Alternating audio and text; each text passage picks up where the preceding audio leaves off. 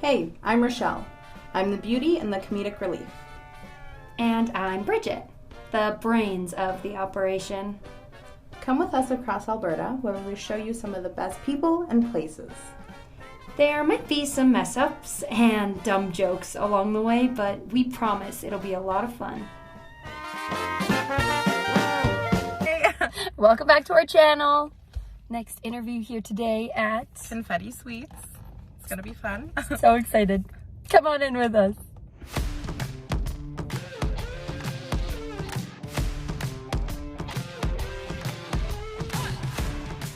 My name is Kathy Lesko and I'm the founder and CEO of Confetti Sweets. And when I say CEO, I mean cookie eating officer. Our company is Confetti Sweets. We're a Sherwood Park based bakery and we make totally awesome cookies. It's amazing. And so how long have you been baking for? I've been baking since I was, probably like 10, 11, 12 years old in my home. Mm-hmm. My parents would go out, Friday night, they'd come home to fresh baked cookies, some good, some bad. And then I kind of, took a break until my kids were little. And 15 years ago or so, I started baking them birthday cakes, thinking I was, this amazing baker. And my cakes kind of weren't, they tasted great, but they weren't that pretty. So I started doing some cake decorating classes, and my love of baking really came back at that time. Oh, wow. And so the name Confetti Sweets, where did that come from? It was, a bakery is a really hard thing to name. Yeah. We went through a couple different names. We went through Confetti Treats and then to Confetti Sweets. We almost changed it to Kathy's Cookies because that's pretty much what everyone called them. Yeah. Looking back now, I'm glad that we didn't make that change.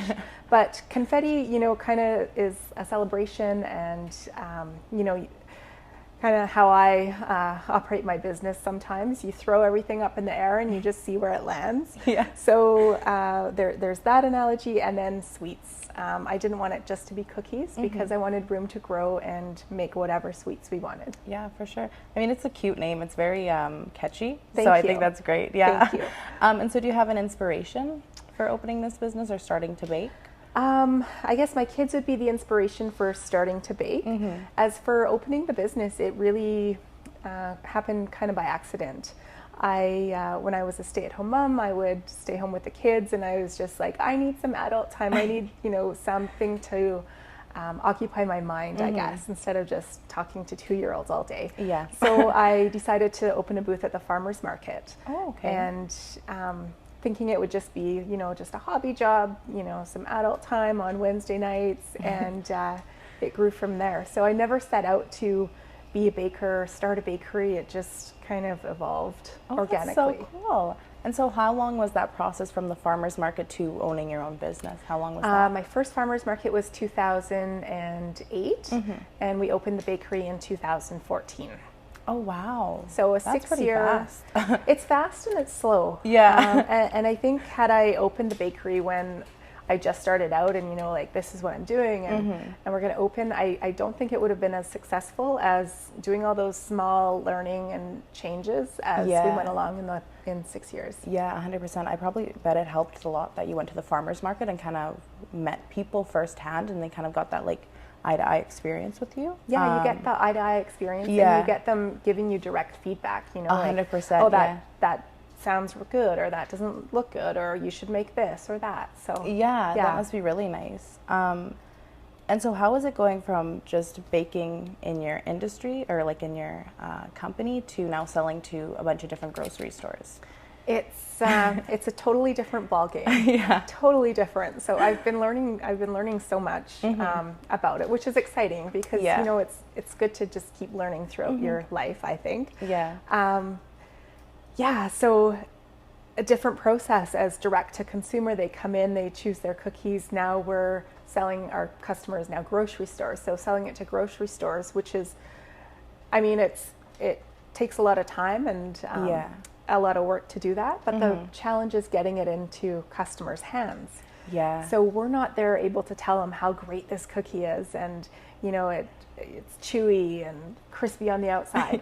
We have to make our packaging do that. Yeah. So it's been a bit of a challenge. I have a really great salesperson, Shannon, and she pretty much visited like every store, knocking on doors to get our foot in the door, and just growing it over the last few years. Yeah. Actually, that's how I heard of you guys at the beginning. And I was like, Bridget told me that you were from like St. Albert. I was shocked. I'm like, that's so cool to see, like Sherwood Park. Sorry. That's so cool to see that like someone like that just started out so small in like our area is now in like a bunch of different grocery stores. Yeah. So what grocery stores do carry your products? We're in over 200 different grocery stores within Alberta. Goodness. Wow. So all of the major ones, Sobeys, Safeway, Save on Foods, Superstore, Canadian Tire, which is kind of an interesting one for us, Party City, and we just got into Costco in Eastern Canada, and we're also in Costco in Japan. Oh my goodness, congratulations. Thank you. That is so cool. And so this is kind of just a fun little question, but so we heard that you were working with the Oscars. How was that? Like, how did that happen? It was, it's a very interesting story. Yeah. So when I was home-based, 2013, I think it was, I got a phone call and they said, hey, will you do cookies for the Canadian Country Music Awards, which are in Edmonton? And I was such a small company, and, you know, I wasn't ready for that. So I kind of said, like, no, I'm sorry. Didn't think anything of it. And the next year when we had our bakery, they called again. Will you do cookies for Canadian Country Music Awards? And I'm like, okay, I just opened a business. I'm cash strapped. You want these cookies complimentary? You know, I'm like, I just don't know. And I had a lady working with me at the time, and she said, you know, I love country music. Let me take care of it. You know, you donate the ingredients. I'll make the cookies. I'll deliver them. And I said, okay, fine, you go do that. Yeah. So it was awesome. She delivered them. She made friends with the organizers of that backstage event, and it turns out they're the same ones that do events for the Oscars. Oh my goodness. So that later that year, when the Oscars were coming about, they called and said, will you do cookies for the Oscars? And of course I was like, absolutely, have to. yeah, like I'll do that one, no problem. So that's kind of how it came about. And I always say, if I had delivered those cookies to the Canadian Country Music Awards, we probably wouldn't have gotten into the Oscars, because I wouldn't have made the connections that this wonderful staff member made. That's amazing. Good for her. And so is there someone you would like to try your baking? A famous person, dead or alive? Ooh, a famous person. I'm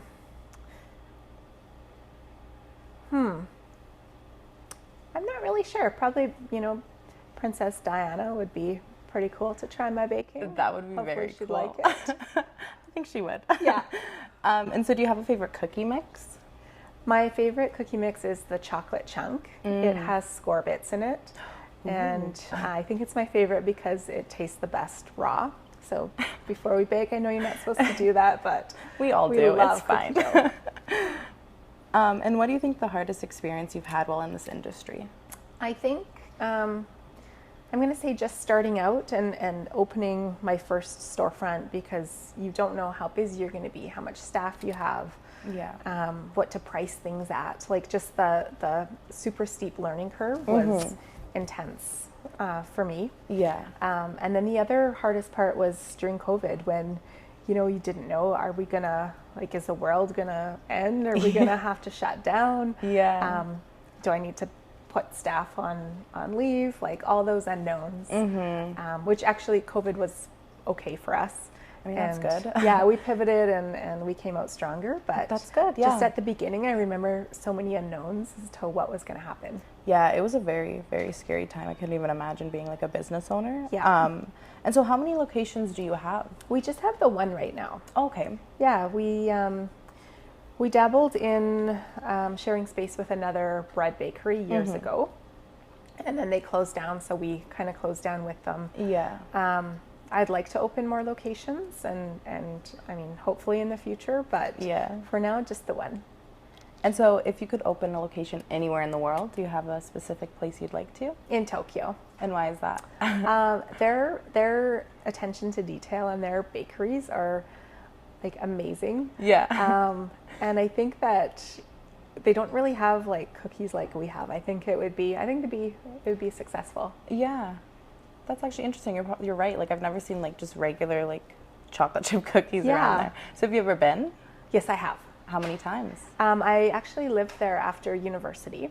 Oh my I moved goodness. there for 2 years. I taught English, and which was like really cool. That and is then, so cool. Yeah, we just went back in March for business and selling our cookies at a trade show. So, Oh my goodness. I love it there. I was wondering like how would you get into Tokyo? But that's very cool. Yeah, yeah. And so where do you hope to see your company in 5 years? In 5 years, I hope to have 500 locations. Dream No, big. just kidding. Maybe 3 or 4 locations across Canada in the grocery stores would be amazing. I hope to have the same staff that I have now because they are also amazing, and just keep one foot in front of the other and keep growing bit by bit. Yeah. And so what's the best part of your job? Oh, I think the best part is, you would probably expect me to say eating all the cookies and like being around it, and like that is an amazing part. You smell delicious when you get home every day. But I think the people that I've met, the people that I get to work with, the customers, and just being able to have creative freedom and like let's try this today and we'll get to try it, and it's fun. Every day is an adventure. That's so fun. And so what do you see in yourself that reflects in Confetti Sweets? Oh, I think we're a really fun company, and I think we have a fun brand, kind of a playful brand, and that is, I would say, a lot of my personality. I'm always playing tricks on everyone, and I want to make it fun to work here, even though we still have work to do. But I think that really shows through in our brand, and hopefully when customers come into the bakery, they kind of feel like that, the music and the vibe, and just, I would say 100%. Bridget and I came in, we were in awe. It's great. Like, it just, everything's so, like, the attention to detail is amazing, and your whole staff is just super nice and super welcoming. So I definitely see that in your brand. And so what is your dream cookie recipe if you had one? Ooh, I would love like a pina colada cookie with, pineapple and coconut and maybe some macadamia nuts or something like that. It's delicious. Yeah. I'm going to be looking out for that one. Yeah. And then what sets you apart from other bakeries? I think just our ability to change on a dime.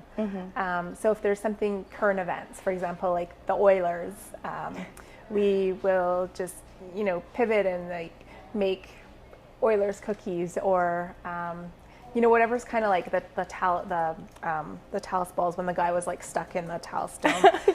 Like we made like some memes with that, and just so having fun with local events and not taking ourselves too seriously. That's great. I think honestly, like at least me personally, like I love when a company like has fun with their stuff and is not so serious, because that makes me want to buy more stuff. I'm like, you're exactly like me. Like I love it. Yeah. And so other than cookies, is there anything else you like to bake? I like to bake cupcakes. Yeah. You're like good at decorating them too, since you did that class. Yes, but you know what? I don't really bake at home so much anymore. That's understandable. When I first opened the bakery, I brought all my stuff here. I went to bake something a few months ago, and I'm like, I don't even have a proper mixer at home. So now I do. I got one. But, when I'm here, I like to, pick up a piping bag and do some fun things and have fun with it. Yeah, that'd be so therapeutic. I know, like, when I was younger, I used to love to bake, and like just the thought of like decorating them was just so much fun to me. Yes. I was never that good though, but it was fine. Well, it takes practice. Yeah. And so how do you come up with the flavors? It's sometimes it's just, you see something and you're like, that would be good. Our feature flavor this month is called Sweet Heat, so it's got some ginger and some cayenne, and we were just on a trade show in Vancouver and met someone sitting next to us, and they, tell them we have cookies, and this is my favorite cookie, So like, okay, let's do it. Let's try it out. Yeah. So sometimes that's how we come up with cookies. Often it's the staff inspiration. They want to try a cookie, and I kind of like to have our original cookies half chocolate, half not chocolate, some with nuts, some not with nuts. And so our original 10 flavors are very strategic in what they are. Yeah. And our feature flavors are always whatever we want to do. Well, that's so fun. And so what's the craziest cookie flavor you've seen? Or like tried out? Yeah, I think probably we tried out at Easter time, we wrapped Cadbury cream eggs in cookie dough. Ooh. And we tried those. They were extremely like sweet, but they were really good. That sounds really good. Yeah. Like once in a while kind of treat. Yeah, exactly. And so what advice would you give to an aspiring bakery or business? I would say that I would say what I wish I knew when I was starting out is that revenue doesn't equal profit. So just because you're selling a lot of stuff doesn't mean it's a good business model. Oh. And I made that mistake when I started. So I always tell people that make sure you're, actually making money off what you're doing, and do something that you love, and do it how you want to do it, and not how other people tell you it should be done, because only you know what's going to be what you're going to like. Yeah, 100%. And so this is the last question we have for you. What is the best piece of advice you've received?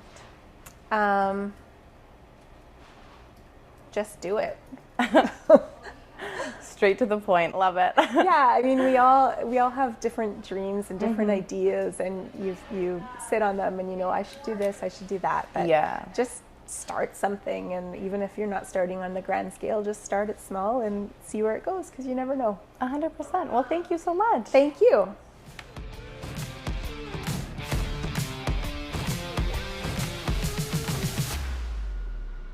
Hi, so we're back with Andrea, and she's going to teach us how to bake some of the cookies today. So, hi guys. So I'm Andrea. I'm the head baker here at Confetti Sweets, and today we are going to do some rolled sugar cookies. So we'll go from start to finish. So first I got my butter here, and then I'm just going to add a few ingredients. And so how long have you been baking, Andrea? Well, I have been baking since I was a kid, basically. But professionally, I've been here pretty much since Kathy started at Confetti Sweets. But I did do the culinary program at NATE, so I've got a lot of experience there as well. Yeah. And what's your favorite thing about baking? Just that it's you can be creative. It's kind of like my relaxing, happy place too. Yeah. So there's that. I mean, it sounds funny, right? Because I do it every day. You wouldn't think it's relaxing, but we do have young girls that start, it's like their after school, high school job. We just develop their skills and make them into great bakers. At home, you use your good old rolling pin. Yeah. But for the scale of what we produce here, thousands sometimes when we have big orders, we use a sheeter. So that helps roll it out so that it saves me having to roll all day long before I cut my shapes out. So we just put a little flour so it doesn't stick. Yeah. And then we just put it through here. So you just always got to watch your fingers. And it comes through. And voila. Oh. So like I say, we have basic shapes. We like what we can print our logo cookies on, etc. So we've got squares you can do. We've got a catacorn, I guess you could call it. We can do cupcakes. We can do dolphins, whatever you want. Yeah. And we can decorate them different colors and all that sort of thing. Sometimes we do up to thousands, in the thousands of cookies for special orders. And sometimes we just, your best friend's got a birthday and you just want a few cookies, and we'll just do little bits like that. But we get all kinds of orders. What's the strangest order you've had?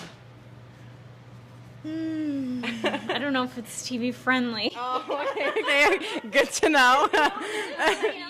Yeah. Yes, yeah. We've had a few different requests, but we not shy to accommodate them, but they're not common requests. Yeah.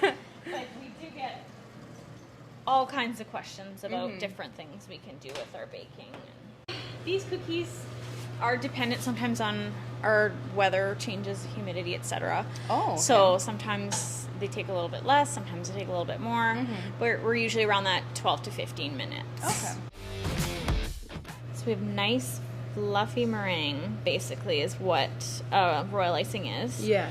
So this is something that we're going to have to cover with a wet cloth, or you put it in a container, because since it does harden, it will do that while it's sitting, because the air will just harden it, and we don't want to waste all this and get it all crusty, and then I can't use it.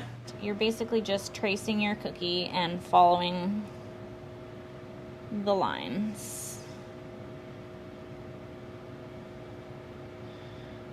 And then you want nice crisp edges, and sometimes you have like a little air bubble, it will do that, but you just try and like paint it back together. So they do take a bit of time. There is a lot involved in these cookies, just because you're making it, rolling it, cutting it, baking it, and then you have to decorate them. And then again, if we're like printing them for orders, right? Yeah. It's all these little steps, but it's totally worth it because they're a delicious cookie and they look awesome.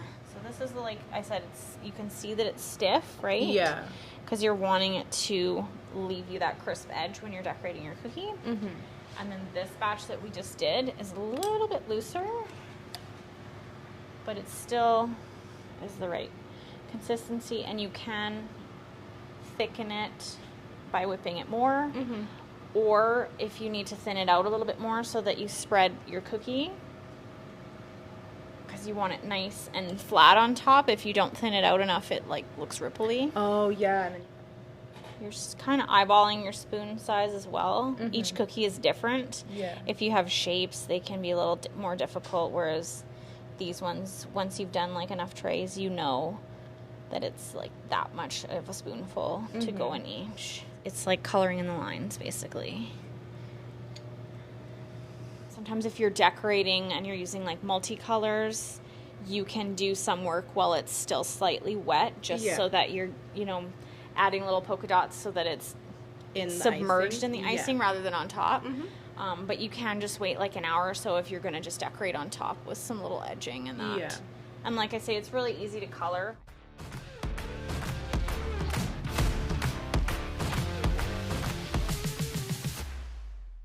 And so does the food coloring change the consistency of it at all? We use gel, so it shouldn't change your consistency very much. If you're using liquid food colorings, obviously, yes. That's why most bakeries will use gel. The color holds better, and it also doesn't change your consistency. Obviously, if you're using a lot of food coloring, especially your like basic buttercreams and that, if you're doing like, somebody wants black and stuff like that, it does, like, it starts to get that flavor once you put too much. But it's just one of those things you can't avoid because you need that strong a color, and it's just what happens when you mix that color in there. Unless, of course, you do like the natural, right? You like squid ink and like beet juice and all those things, but that's not always for everyone. Yeah. That is so pretty. That's how it's done.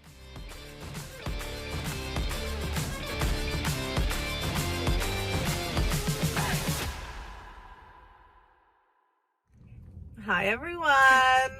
Welcome back again. It's very early in the morning. Actually, it's not. It's 10, but we're pretty tired. But we're excited for today. We are going to the dress lounge. Woo! Come in with us. Welcome to the Dress Lounge. Let me take you on a little tour of our store. So, reception area as you're walking in. I'm going to take you over to the lounge. Our area where we have our large groups.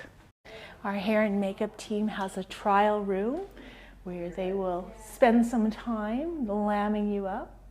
We have some of our collection for our bridal and some of our newer bridesmaid collection. Our bridesmaid wall carry about 6 different lines of bridesmaid dresses, jewelry and shoe, and our retail moms. I have a size medium, and I think this one is an XL. A change room and some more bridal. Yeah, I figured this one. Awesome sale racks. Our mom's collection. Follow me to our sneaky pretty little room. In here, very private fitting room. And our washroom area. Perfect. Thank you so much for joining us today. We're going to start off with your name and a little introduction about yourself. So my name is Sandra Weber, and I am the owner and founder of the Dress Lounge. I am 53 years old and found myself in the situation about 5.5 years ago of starting up a retail business. I woke up one night and decided I'm going to open a dress store. What? So that happened, and here we are 5 years later. Oh my goodness. Yes. Well, let me start with, you do not look 53 at all. My midlife crisis, open up a retail store. How fun is that? So fun. So and fun. An amazing turnout, I would say. It's a beautiful store that you have here. Thank you, so proud of it. Can you tell us a little bit about your store and your shop and what you've done? Absolutely. So about 7 years ago, I was mother of the bride. My youngest daughter got married. And during that experience, I'm very close to my kids, and I have 2 daughters, and the experience was wild. There was nobody that catered to moms, and I found that very unfortunate because I am not normally a dress person. I don't dress up fancy. I have my day job, very conservative dress. For Mother of the Bride, what do you wear? What's your position? What's your role? There's no sort of manual that goes along with this. And so as I would go shopping with her for her bridal gowns, I'm like, so should I wear a bridesmaid dress? Is there a mom's collection? Like, I don't know anything about this. I ended up in a bridesmaid dress at a very lovely boutique who they're an industry partner still today. We adore them. They're fantastic. And I bought this bridesmaid dress. It didn't fit properly. I didn't really have the proper undergarments, and I thought one day when I grow up, that is not going to happen to my fellow moms out there, and that's literally how this store happened. As a couple of years later, my life changed. My kids have obviously moved out, and I went, what do I do? Who am I? What am I? I'm going to open up a bridal gown or a bridal store. So how hard could that be? Focusing on moms, just moms. And so when I started to look for designers, some of the designers said, you probably will starve if you only focus on moms. You probably should bring in some bridesmaids. And I'm like, well, for sure. What about those bridesmaids? That'll be fun.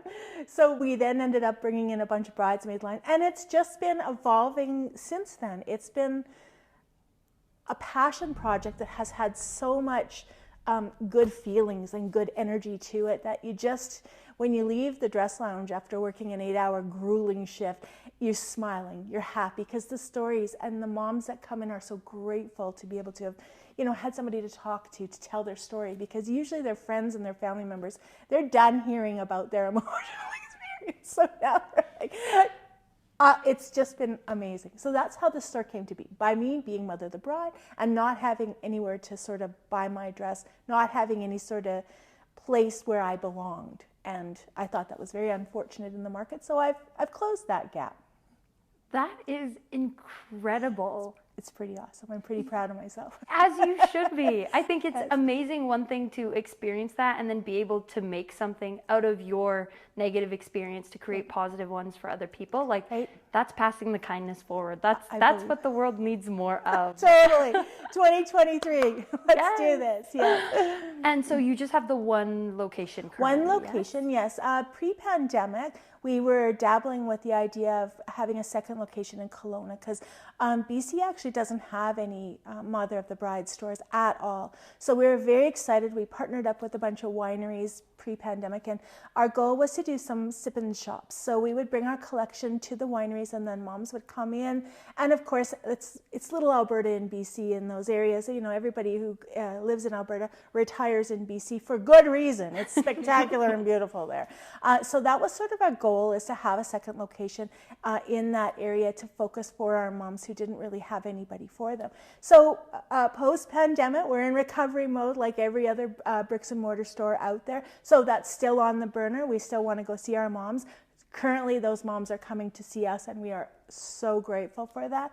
But that's our goal. Someday we'll have a second location, and BC would be lovely. Oh, I'm so excited for that second location for you. Thank you. Of course. And so you said, how long is it exactly that you've been in business? We are just 5.5 years now. Yes, we opened up March 1st in 2018, and so here we are now. Yeah, 5.5 years. It just flies by. It's so fast. Flies by when you're having fun. Always, always. And it truly has been fun. I mean, building business is hard work. There's no question. My husband always says, if it was easy, everybody would do it. Mm-hmm. And it's true. It's a lot of, energy and passion and devotion. It's basically your baby. You got to feed it every single day. You've got to nurture it and take care of it. And you sure got to love it, because nobody likes their child like their mama, right? So in any event, it's been absolutely one of the most life-altering experiences, I can say, owning this business. I'm so proud of it. I love everything about it. I'm very proud of it. Thank you. Yay, as you should be. Scream it to the rooftops. Like, this is amazing. And so if you could, I know you're talking about a location in BC, but if you could have another store anywhere in the world, like absolutely anywhere, even in space, let's say anywhere, period, space, yes. Where would it be and why? I did anticipate and was thinking about this question, and I'm Alberta born, Alberta bred. I love my city. I'm passionate about Edmonton, Alberta, Canada. I think this is the perfect spot for me. So while I'm sure there are lots of people who would think about, the Caribbean or, Italy or Rome or some of those very, romantic spots. For me, Edmonton, Alberta, Canada, this is where my people are. My clientele has made me so loyal to them that this is where I want to be, and this is my spot. That's wonderful. And so what do you see in yourself that is reflected in the Dress Lounge? Of course, we specialize in moms. We have dabble in everything else, but moms, it's my personality, my passion. Every dress that comes into the store for moms, I personally go through. I think, would I wear this? Would I recommend this? Is this something that I think somebody would feel pretty in? Would they feel special in? So this business in my mom section is all about me. I have thought through every single piece with agonizing details. And now with respect to the rest of the collection in the store, I have an amazing team. I have the most beautiful sales associates, and my team is involved every step of the way with me, and I value their opinions. They are working with the clients every single day, and they know what people want and what they need and what's trending. And we listen to our customers about, what we should be bringing in. And so when you say, what does this store represent, or how do I represent? It's my team, it's myself, it's our passion together in one little store, 2,600 square feet. Oh, wow. And so you speak so highly of your team and like what you've built. What has been the best moment for you so far? Because I know there's so much more amazing to come, but what has really stuck with you? What was probably the most, I guess, I'm not even sure how to articulate it properly, would be watching my team navigate the pandemic. I thought, how do you do that? How do you run a business when nobody knows what the world looks like tomorrow? And there were not anybody standing up and saying, it's okay, here's the path forward, it's only going to be 15 minutes, it's only going to be, there was no sort of advice, no sort of direction. And what was most spectacular to me is that my team, we sat down and they pivoted every single day. They thought of creative ideas, they executed them, they kept us alive, and we wouldn't be here today if it wasn't for them. It's not me that pulled us through this pandemic, it was my team. And to me, the last 5 years, that was the most spectacular minute of my life, to know that somebody was as loyal to this place, as devoted and dedicated to this place. And it takes a community it takes a village to raise a child, and that's what they did through this pandemic. And I will never, no matter what happens from here on forward, that will always be my, oh my God, oh my God. Mm-hmm. That's so beautiful. And so speaking of COVID and like that being one of the best things for you, what do you think has been the hardest or the biggest challenge that you've had to overcome in creating this big business that perhaps you never expected prior to starting? Well, I just want to throw it out in the universe that I've never run a business before. I have zero experience running a business, and so there were quite a few learning curves. So what would I say as advice to people who are going to do this? Probably do more research than me. You don't just wake up in the middle of the night, I'd like to open up a store because that'll be fun. There's a little bit more work that goes into it.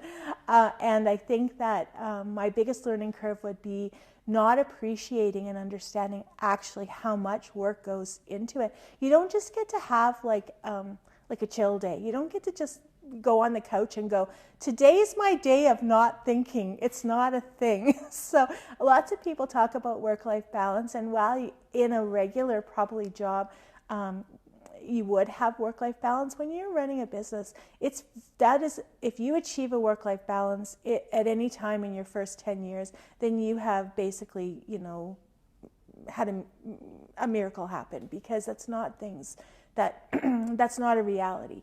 And so I would say that would be the biggest thing that surprised me, is that you have to have your finger on the pulse at all times, and your pedal to the metal. You cannot let go of constantly working on your business, not necessarily in your business, but on your business. And that was a very big learning curve for me. And I think that too speaks to the level of passion and determination you have to have for your business, because Absolutely. It's not something you can leave and then go home. Nope. Like, it comes home with you. Nope. Well, and you can see that.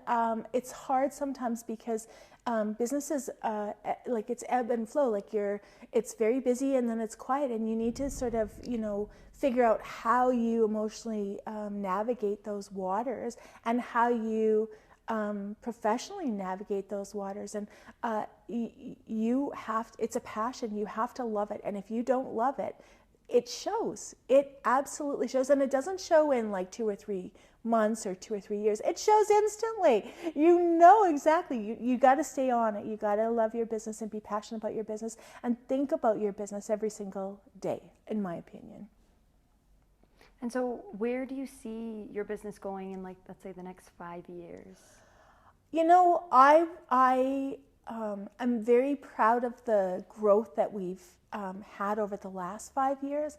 I would be delighted if we ended up, staying with the same motto and branding that we have, staying with our moms, growing a little bit more with our moms, expanding our reach a little bit more with our moms, having that place that provides that safe haven for our moms.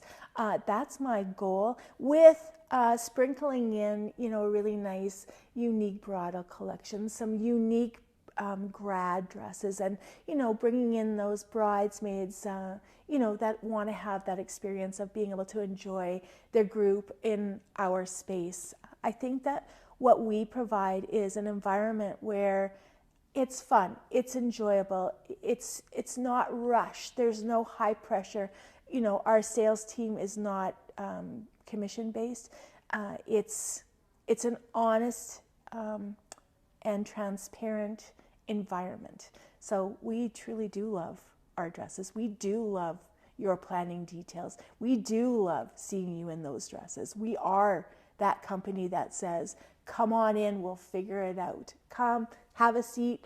You know, if you need a coffee to wait a few minutes till we can get you into one of our rooms, that's just who we are. So in 5 or 10 years, I hope that we're able to consistently keep that message alive, and I'll be thrilled if we just are the place that people talk about, the dress lounge. It's feels like going home. Wow. Sorry. And so you spoke about it a little bit. Would you mind just kind of reiterating the types of dresses that you carry? So our main focus is mother of the bride, mother of the groom, mother. I'm also a stepmother, and that is a really hard position to be in a wedding. It's challenging because you got the ex-wife there, you got the mother of the bride or groom there, and you sort of fit in the middle, you know? And so we love working with all moms in general. And then you have adopted moms who, you know, they don't get enough attention. Like, they have stepped in and given up a part of their lives that is just spectacular, a sacrifice that lots of people don't make. And then we have the brides and the clients who don't have moms. And so they come to our store because we focus in moms, we've got an attitude or an environment that is very warm and loving, and so they feel safe here. They feel like they're getting to work with people like as though their mom was with them. You know, maybe their mom's with them in spirit. I don't know, but we want to work with those girls. So moms is obviously our focus. We got bridesmaids, and we love our bridesmaids.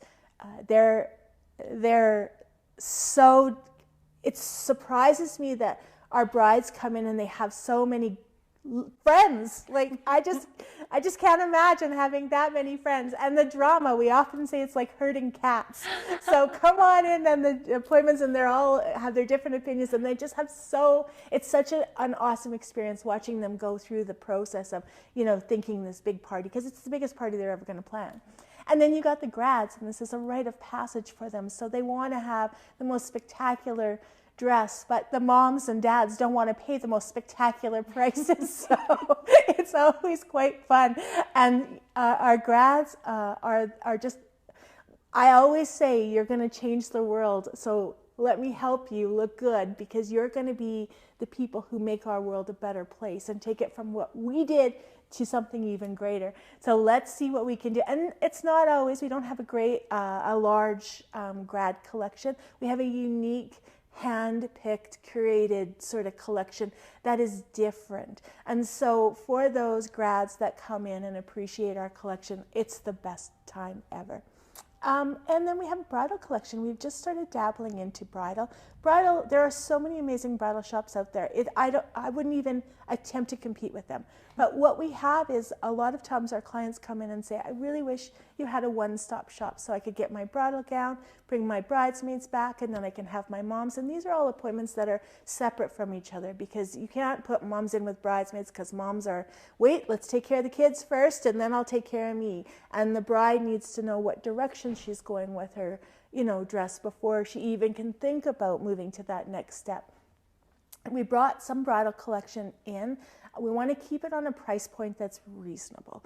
Honestly, I know weddings are a big deal. It's a rite of passage. But at the same time, dresses, it's such an expensive event. We want to keep it reasonable. We want to have pieces that are in a price point that are affordable. So we like to keep our bridal gowns well under $2,000. Most of them are under $1,000.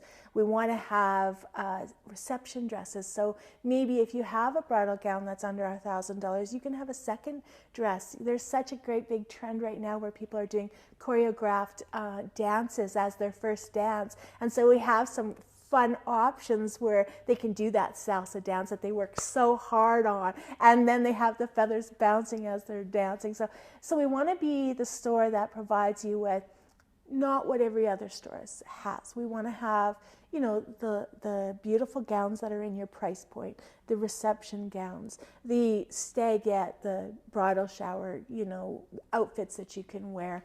MCs can come in and find sort of a an outfit that would match the theme of the wedding, and they would still be feeling like they're dressed up and happy. So those are the dresses that we have. We also have a hair and makeup team that operates out of our lounge, and that's TDL Styles. And it's one of those sort of, we have about 10 artists on any given time that are going. We do mobile and in-house services, just glamming you up. So hair and makeup, that's it. And they'll come in and work with you. So if you've bought dresses from us, then you can bring our team in and work with you. So they will work in the lounge with the groups, and that would be our services. Wow, that's amazing. And so do you have a favorite dress in store? Well, sort of. So right now, my favorite dress is a dress from our J'adore collection, and it's a velvet emerald green one strap. It's so gorgeous. I love it, and I pull it always for our moms. I'm like, this is the best dress in the store, and they're always like, I don't know about that. Like, trust me, the way it looks on the hanger is not the way it looks on, and it's just so lovely. In fact, I think it's going to be a dress that I'm going to wear to my stepson's wedding. But you never know. The problem is dress shopping is the most, as it turns out, it's fun. It's exciting. That would be my favorite dress today. But every single time new dresses come in, even though I, of course, pre-vet all of these dresses and look at them and think about how I would look in them, I'm always so surprised because when they come in, I put them on and I do some social media with them so people can see what it looks like on a regular size body. I am not a size 2. I'm not even a size 12. I'm a size 14 and a 16 on the chest. That's just who I am, and it's not going to change. It hasn't changed for this long. It's not going to change in the future. So I love that I'm able to show my clients real figures, real shapes. Like, this is the way it looks like on my body, and I feel pretty. Or I'm worried about this as I try the dress on, I think, not really loving the way it fits here or here, but I can see how it would fit differently on a different body type. So it changes regularly, but currently this week it would be this emerald green J'adore dress. I'll have to tell my mom about that. My mom loves emerald green. Oh, and so the jewel tones, like they just, on some, well, on quite a few people, the jewel tones just, your face just lights up. Your eyes are just like, ba-boom. It's just like, I love it. And the one shoulder strap, the way it fits on, it's fit for a mature body. So, it actually fits around the bust area, and it just shows nicely around the shoulder. And it's just so great. My oldest sister's wedding is coming up next year. So yes. I'm definitely Mom has got to come here. When we work with moms, we take a 2-hour appointment, and I say, do you have any ideas? And sometimes they'll show me some pictures, and I'm like, okay, I know what they're thinking. But I always say, like, let me throw some ideas at you. Mm-hmm. Once you've got your clothes off, just try them on. There's no harm, no foul. There's no requirement for you to feel obligated to buy it. We just want to see styles. And sometimes if you don't get to try on different styles, you don't actually know what looks good on you. And so what better opportunity than going shopping for your Mother's Day or your mother of the bride dress and trying on every single possible different style, which takes 2 hours. Lots of moms come in, I don't need 2 hours, I need like 15 minutes. And there are some moms who are really great. They know their style. There's no question. They see the dress there. That's the dress. But for the most part, my experience has been mothers of the bride, mothers of the groom have never really bought these type of style of dresses before. They're not sure what they should wear and what they shouldn't wear. So it's a 2-hour appointment. It's a solid 2 hours. Come ready. That's so wonderful. Oh. And I also wanted to say I love the fact that you try on the dresses and show them on real body types, different body types, because like the accessibility and inclusivity of like getting so everyone. Important. Yeah, it's wonderful. When I was shopping, I couldn't even find dresses that fit me, and I thought, am I really so big that I can't find a dress to fit me? And I was sad. And that's not the case. In fact, I can tell you that all of our samples are size inclusive, all of them. For moms, bridesmaids are all over the place, but for moms, it's the most important thing to me that a mom, whether she wears a size 40 or she wears a size 2, that they have the exact same experience, that they're happy that they can put a dress on that fits them, that they can see, they don't have to hold it up against them to say, I think this would fit me, and yes, I'd like to spend all this extra money on a dress that hopefully comes in on my size and it actually looks good on me. That's just not right. This industry needs to get better. It needs to change. And that was one of my goals from when I opened the store, is that that's not okay. Not okay, folks. Not okay. There's also no surcharge when you come here. Most stores will have a surcharge for anything over a size 16. I can't even imagine how that's even a thing. And it's true, the distributors do charge that, but this store eats those costs. We pay that cost. I will not do that. Whether you're a size 2 or a size 40, you will pay the exact same amount for any dress in my store. That will never be a thing here, ever. I'm very committed to that. You are amazing. It's never going to happen. I'm offended by that. Rightfully so. I think the fashion industry in general is just, a lot of things could be better. It needs a spanking. Yeah, a lot of things could be better. Yeah, it sure could. And so, moving on into more lighter territory, sure. What excites you about the work you do? I mean, it's pretty evident just hearing the passion that you have in your voice, but... I can't believe how much joy this store provides to me. It fills my bucket. Like, it just fills my bucket. It excites me when we get new dresses. It excites me when I see the picture come together. It excites me when I have moms that come in and are just so super grateful that they found something that works for them.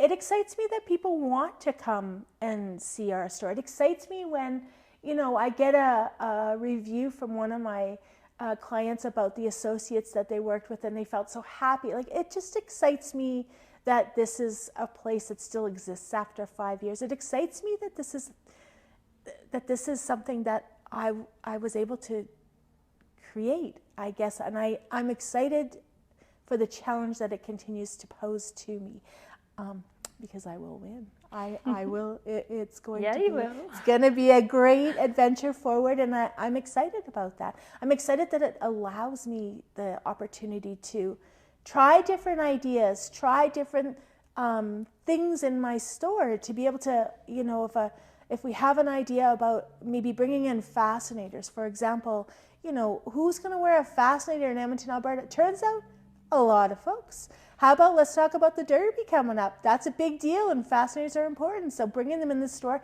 people love that. People love that, and I'm thrilled that I get the opportunity to, do that kind of stuff. I'm excited. I love everything about it.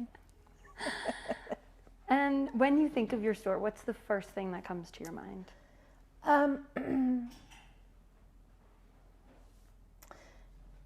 I would say just a smile, happiness. It's where memories are created. That's what I think about when I'm not thinking about all the other stuff. But if I were just to say, like, overarching sort of, what does the store bring to me? All the memories, all the emotions, just overall happiness is what the store brings to me. And how do you hope that your clients feel when they enter your store, or how they perceive your store to be? I hope everybody feels welcome. I hope that everybody feels like they were treated with respect. And I hope that everybody feels like they were listened to. I hope everybody feels like they are appreciated. I hope they feel like they are able to express freely any sort of emotions that they have about it. And I mostly hope that they feel empowered as the mom. No matter whether they're mother the bride, mother the groom, stepmom, adopted mom, bonus mom, any of that. I just hope that they feel like they are truly appreciated, because every single person who walks in the store, we do think about that. We do appreciate that they took time out of their very important days to come and see us and allow us the opportunity to cherish them, to dress them for such an amazing, important event. It means a lot to us. And we'll just wrap up here with my favorite question to ask people. What is the best piece of advice that you've received throughout your life? Business-wise or in general? Any-wise. I've gotten answers like, my mom always said, don't wash behind her ears. And I've gotten answers of like, jump before you're ready. Always do things. Just do it. So the options are endless. I guess the best piece of advice that I would say to people, or that I've received, has been, if you truly love it, then do it. That would be it. If you truly love it, then you should do it. You always regret the things that you don't do. You never regret the things that you do. And so in my life, my motto is, I don't want to be on the doorsteps of my next chapter saying, man, I wish I would have done that. That's not going to be me. I may do things that I'll be like, what was I thinking? But I'll never regret it. And that's incredible. I thank you so much for sitting down with us.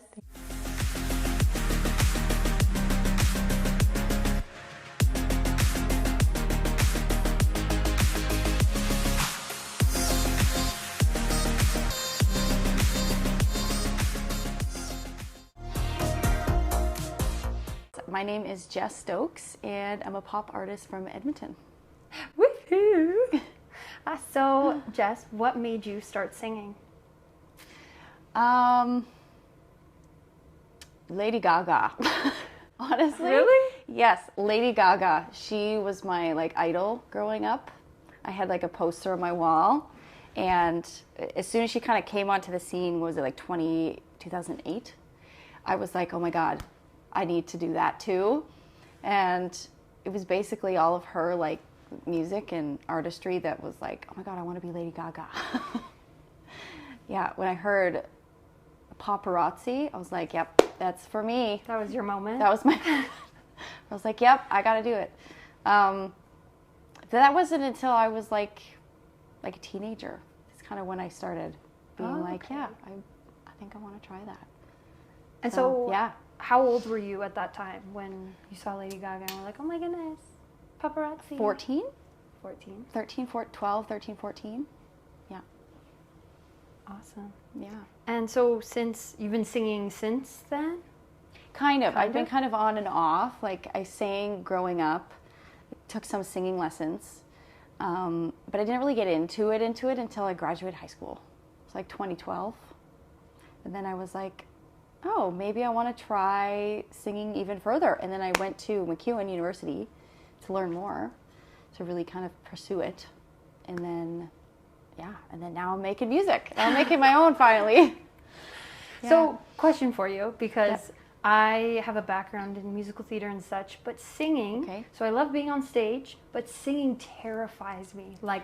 Genuinely, the idea of being so vulnerable and singing in front of someone, I props to you, props to all the artists out there. It's something I've never been able to handle myself. Yeah. So how do you do that? How are you able to? How do I handle it? Yeah, fake it till you make it. All really, right. Because it's hard. You don't want to be bad. You don't want to screw up.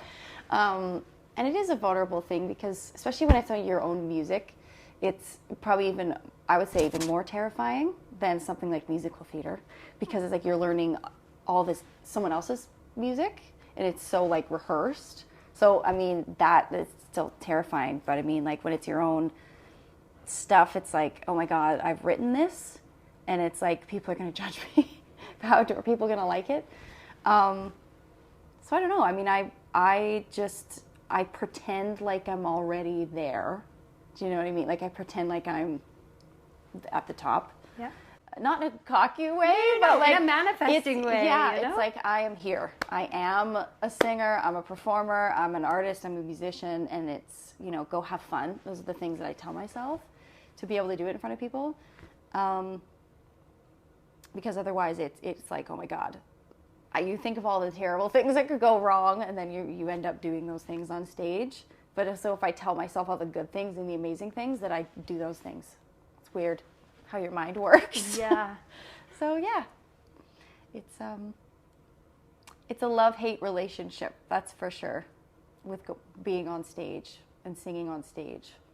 It's like some days I'm like, I love this, I am great, this is awesome, I'm doing so good, and then other days I'm like, you know, could have done better, like this is where you can improve, and what's next? Mm-hmm. Yeah. And how do you handle those bad days? Because like the good ones, as you said, they're good, they're great, you're like, this is what I want to do. And then the bad days, how do you deal with the, oh, that didn't go as what, like that wasn't what I wanted it to be, or I wish it had gone differently? Yeah, honestly I try and almost remove myself from it and kind of look at everything objectively, where I'm like kind of looking at myself as not myself, so that I can look at it a bit easier, because as soon as I personalize it, it's like, oh my God. So that's how I deal with it. I really try and take myself away and look at myself as an artist that isn't me, where I'm like, okay, it's not so bad. You did fine. Like, yeah. So it's really just like mentally telling myself all the good things and keeping that mindset of just staying positive about it, and because no one's perfect. So absolutely. And I think too, exactly what you're saying, like no one judges you as hard as yourself, like you're your own worst critic. So when you can remove yourself from that situation, then it's like, oh, if this was another person, I wouldn't think half the bad things that I'm thinking right now. Exactly. And I'm only thinking them because it's me. Yeah. Which like really sucks.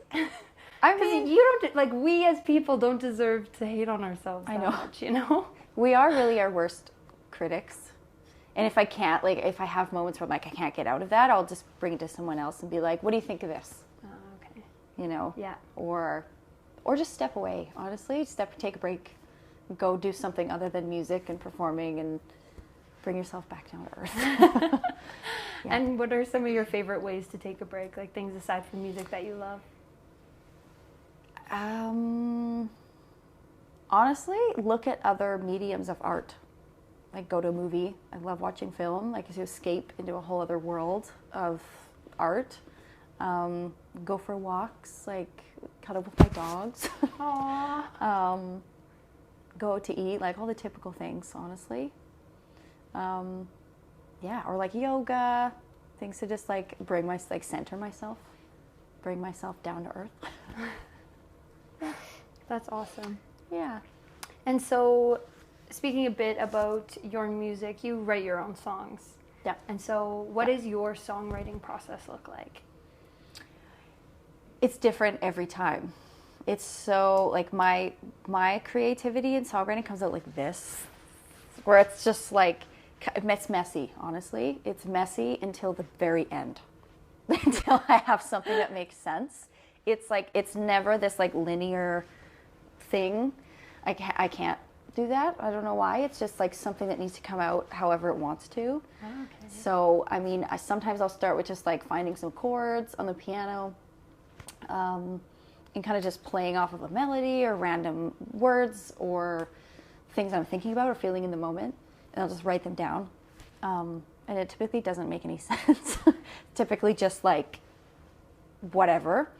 But then other times I might have like a sentence that comes to my mind, and I just like that idea, and I'm only writing words.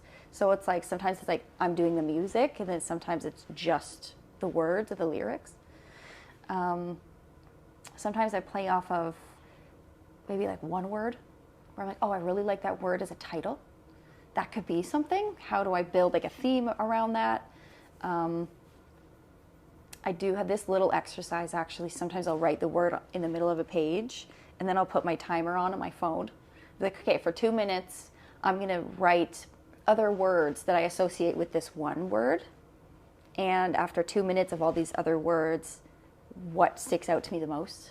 and then I kind of put them into this category of, okay, I got like 5 other words that I can now starting to write with. So it's really a little bit of everything. There's so like not a linear line at all for songwriting. But I mean, recently I've been trying to just do more collaborating, like taking my idea and be like, all right, you feed off this, you write something to this, and then I'll write something, and making it something that's just like a bigger song or project that has other people's ideas kind of incorporated. So that was a lot, but like, yeah, it's all over the place, and it's fun though. It's yeah. Wow, that's amazing. That's a lot. Go you. Yeah. Being able to like pull from so many different things and still create something in the end, like, yeah, I feel, I shouldn't say like it's more creative than other things I've heard before, because I don't mean to like sound judgmental in the words that I'm using, but I find that really interesting that you can still get to it's just one of those things, right, where it's like you can get to the end result in a zillion different ways. Yeah. And well, like, it can be challenging. Like, it can make it challenging sure. Because I do have to have like, okay, I need to get somewhere, and I tend to work backwards. I tend to have this idea, and then I somehow have the end, where like, this is how I want it to end, and then I'm like, how do I go backwards? It's weird. It's so weird. But it's kind of how I do everything. Like, this is where I want to get to, and then just go. Fill in the gaps. Yeah. But I mean, I guess the biggest thing is definitely starting with like a hook or a chorus line. That's always like the most important for me, where I'm like, once I have that, then I can kind of build the song around the main part, which I find the hardest part. It's like the chorus and the hook is the easiest for me, where I'm like, yep, this is like the best part of the song. This is the main part. This is what the song's about. And then all the little pieces in between can be the part that's like, how do I put it all together to make it make sense? No, for sure. That's so interesting. And so you talked a little bit about lyrics versus like melody and like piano. Is piano the only instrument you play? Mainly. I play a little bit of guitar, but my style's more like pop, dance, EDM, electronic. So I try and gear away from any like acoustic sounds. Gotcha. But sometimes I'll play my guitar just to like get an idea out. Or I do a little bit of producing. Like so I'll kind of produce something on my laptop that's like, okay, this is like the idea, kind of making like a demo. These are the sounds I like. This is where I want to get to. And then I'll typically take it and bring it to a producer that can make it sound all pretty. Totally fair. Yeah. Because on a computer, when you're like, I have my little mini keyboard that I use. There's just so many sounds that I can use. Too many options. Yeah. And I very much feed off of the different sounds that I'm hearing, rather than just one, because piano can be, or guitar, like any acoustic instrument is just kind of one sound for the most part, at least to me. And I feed off of everything that's just like not acoustic. I don't know. Yeah. Does that make sense? Yes. Yeah. Don't worry. That makes sense. Yeah. Cool. And so did your process change musically? Or I guess, actually, I'm going to rephrase my question. Because you said you got into music age 14, Lady Gaga. Yeah. When you decided that you wanted to pursue music more full force, like as a career, did your process musically change at all? Definitely. I mean, definitely throughout, because I went to university for music. That was a 4-year degree program. So I learned a lot just musically, like about music. So I had a different skill level. I was able to approach it in a new way. I didn't really start writing and producing my own stuff until the last few years, which was kind of like just after my degree. So it's probably quite different. Like I would probably only pick up my guitar. It was a little more like country music leaning when I was younger. I would sing things like The Climb, Miley Cyrus. So good. And like, Dixie Chicks and things like that. So it was like a whole other, world. but yeah, I mean, learning more skills musically opened up my ears to be able to make demos a little better. Just having that kind of skill. So, which opened up my world to words and like lyrically and themes. So, does that answer that question? Yes, absolutely. And so, do you think that your change in style of music, because going from like country to more like EDM, dance, pop, do you think that was like, is that just because of the skills that you developed, or was there another artist or something else that happened in your life that you were like, this is the kind of stuff I want to do now? Well, yeah, it goes back to Lady Gaga. That's kind of like, I always wanted to do that, and then I kind of felt like I couldn't, just because I didn't have the skills or the people really to kind of be like, oh, let's make this into like pop, like dance, whatever. Because all I had was my guitar or some keyboard, or. But I mean, it was more of just kind of like a hobby then when I was younger. And then going to music school, it became more of a career and long term. So, yeah, and then I just kind of started listening to more artists that were like Lady Gaga. Lately, it's Ava Max. I don't know if you know Ava Max. Yes. I love her. Yeah, like so that's good. The style kind of that I'm going for. Oh, okay. She's a girl boss. Yeah. Well, and she kind of reminds me of Lady Gaga, so maybe that's why. Yeah. But yeah, it's a whole other world. Like, it's a whole other, like, dance, EDM, pop is a whole other world of like who you work with and how you write, because it's just a whole other process. Like, there's so many moving parts. Whereas if I were to just do kind of like me and my guitar or me and my piano, it's a whole other thing. No, for sure, a whole other ballgame. Yeah. And so, how have you found pursuing this career in Alberta? In what context?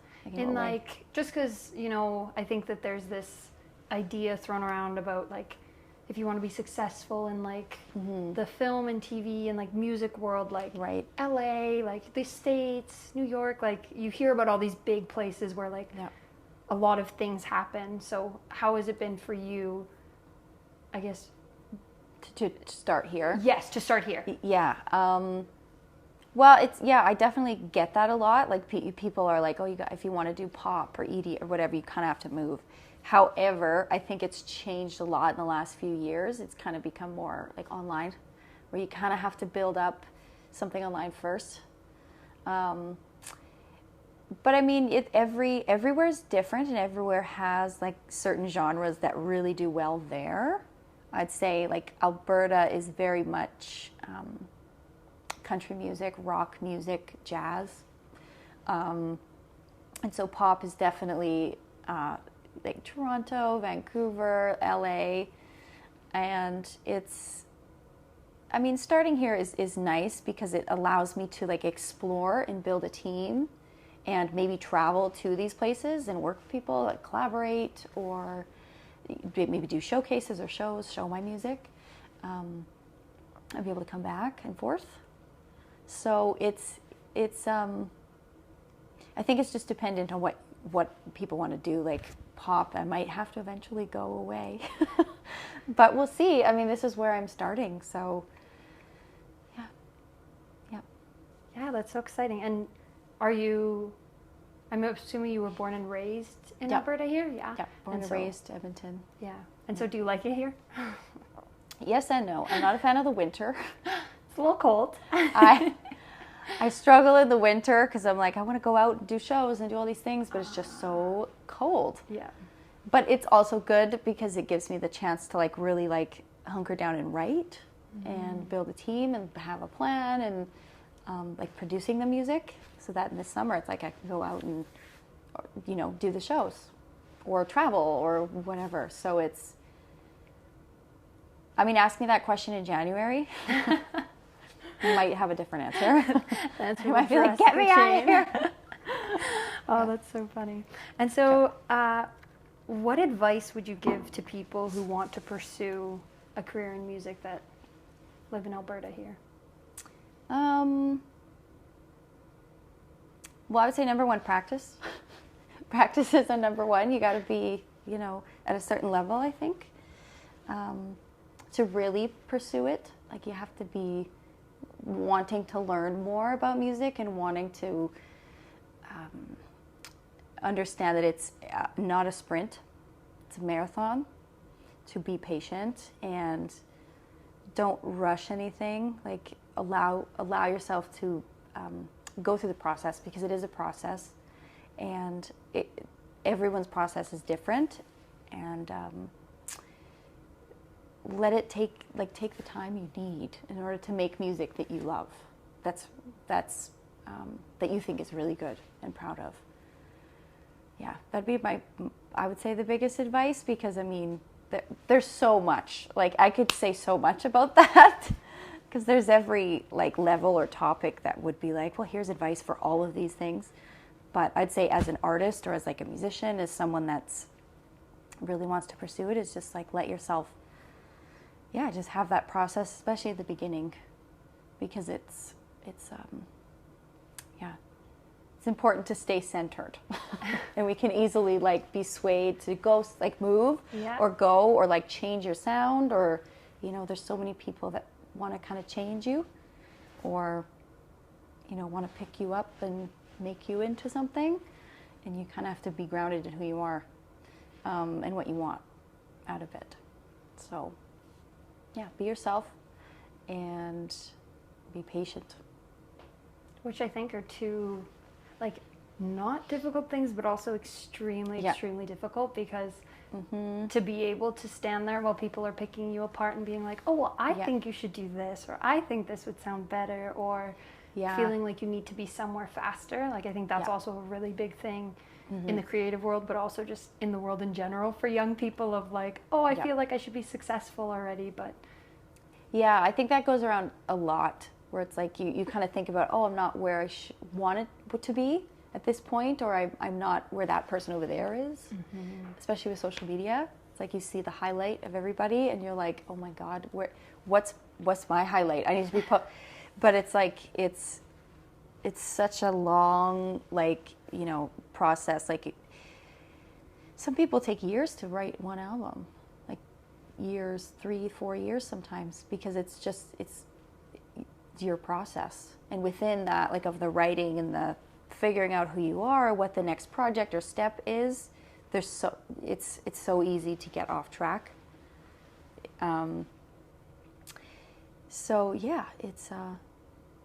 It's hard, but it's worth it. It's like kind of always having that goal, and like end goal, and working backwards. Like I said before, it's like, well, I want to be on stage at this time, so how do I, you know, what do I have to do to get there? Get to the on stage. And figure out the thing that gives you energy, because not everything is going to. Like, there's going to be things and tasks. At least I've learned, like, there are things that I don't necessarily like to do, you know, like writing up contracts. Like, that's the boring stuff. At the end of the day, I really want to be on stage and in the studio and putting songs out and making the content, doing things like this. But it's not constant. So it's like kind of riding the wave and knowing when the wave is there and when it's not. Does that make sense? Like, yes, absolutely. I think that's with like any creative industry. It's such a up and down, where it's like nothing is constant. So just trying to ride the wave to the best that you can. Absolutely. And the knowledge too that, like, one day someone will be writing the contracts for you, so it doesn't even matter. Right. You know, still reading them though. Yes, you'll still read them. Reading them in detail. Yes. But I mean, it's a process of building your team, and having the right people is so important. Absolutely. Because you could have the wrong people so quick. So, I mean, that's been what I've been doing the last few years, is trying to find the right people to work with that can really just elevate everything that I want to do, my vision, my performance, my songwriting. Like, it's a constant, like, improving all the time. It's just like this cycle of like, okay, I'm doing the thing, and then now I have to learn more, and then I'm doing the thing, and now I'm learning more. So I feel like I went off track there, but no, you are all good. Don't even worry. And talking a bit about on stage, when was the first time you performed like on a stage or in front of a crowd? Must have been 11 or 12. I sang Climb by Miley Cyrus. Aww. Yeah. And that was like a little recital I did just through singing lessons. And I was so scared. I was like, I think I want to put my hand up during this one part. Should I do it? Can I do it? Like asking people around me, can I move on stage? Yeah, it's very different now. Now I have a band and now I run around the stage and just give her. So, yeah. That's awesome. And did you enjoy singing lessons, like as a kid? Yes and no. Because being a kid, you're like, why am I doing this? Yeah. I just want to sing. Yeah. I just want to be on stage. I enjoyed them a lot more as an adult. I mean, I teach on the side as well, so I teach some voice lessons. And it's a very different experience being like, so I have to be very, like I'm constantly learning now.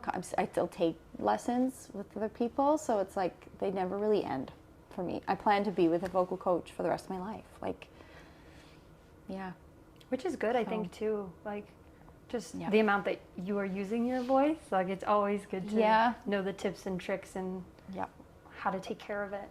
Because I think that's probably one of the biggest things of reasons people aren't able to continue, right, is maintenance. It's like keeping it maintained, because there's like a period where you learn all the things, right, all the technique and the breathing and whatever else, and you kind of have that, but it's just maintaining it because it can go away. Not fully, but like you kind of have to. It's like if you stop for a while, like if you stop going to the gym for a while, you're like, okay, time to go back to the gym. You know, you kind of have to ease your way into it and just do the boring things to just get you, and then you can kind of continue to just expand. But yeah, I mean, I'm always learning new things. I'm always trying new techniques, trying different songs, trying different singers, and really kind of developing who I am in that as a vocalist or singer, which is so different every day because I love all music. Aww. So I know sometimes I'm like, I want to sing rock today. I don't know why. And then other times I'm like, I'm R&B. Like, just give me some Ariana Grande. And then other days I'm like, today I'm Adele. And I need to sing, you know? Yeah. Sometimes you gotta get away from, or I have to get away from my own music and my own songwriting just to be like, I want to sing someone else's stuff. Yeah. It's a different experience, for sure. Yeah, I feel like it would hold a different weight almost of like using your own words and your own vibe versus like kind of the persona of someone else and like their like flavor of things. Yeah. So that would be a really interesting part to play, I guess. Yeah. I mean, I learn from them. Like I learn from different artists, whether that's vocally or like performance-wise. I often watch other people to be like, well, okay, cool. Like what can I do? Let's try it. And I mean, a lot of being an artist is being able to I'm reading this book right now. It's called Steal Like an Artist. I don't remember who it's by, but it's about being able to use other people's ideas and kind of take them and morph them into something new and have it be your own thing and stand out on its own. Because music is so infinite, and it's like there's so much of using what other people have done at the same time and like making it a new thing. But like vocally, I'm constantly copying people. That's like the biggest practice for me is just taking a singer and being like, all right, I'm going to copy that. How do I sound? Let's listen back. Do I like it? Do I like that tone? Is it good? Like, and taking what I like and being able to put it into my own stuff is really, really what I do every day. I don't take breaks. Like when it comes, it's so bad because I sing almost pretty much every day and I'm talking all day. Oh my goodness. So I'm like, I have to be my own coach, being like, stop talking. Or like, stop singing, rest. Give yourself the break, take the time. I find that so interesting though, because I know absolutely nothing about music. I will never claim to be a singer or an artist in that respect, but acting is a big passion of mine, and Steal Like an Artist, that's something I think every artist that I've spoken to has talked about of like, take the ideas from the greats, mess them up a little bit, find what works for you, and then throw everything else away, and then move on, you know? Yeah. Which is just, you kind of have to. Yeah. Like, otherwise you don't have anything. It's like you're filling up a little toolbox every time you learn something. Yeah. And you're like, well, okay, today I'm doing this. I'm going to take out this tool. Yeah. Because it's not like stealing. I think that's just a way to like, but it is like you're taking an idea and going, okay, this is the idea. Cool. How do I morph it into art? That's because, you know, I mean, there's only so many notes and chords and things that you can use. For sure. So, yeah. Just got to make it your own. Yep. Absolutely. I mean, I kind of am acting, you know, trying to create a persona, and whether that's like music videos or on stage or even like in the studio, it's you're still kind of putting on a performance of some context. It might not all have people there, but it's like you kind of have to, at least for me, have to, that idea of faking it till you make it. Like I'm gonna like envision I'm on the stage, I'm, you know, doing the thing for this one vocal line, record it, and then, you know, keep going.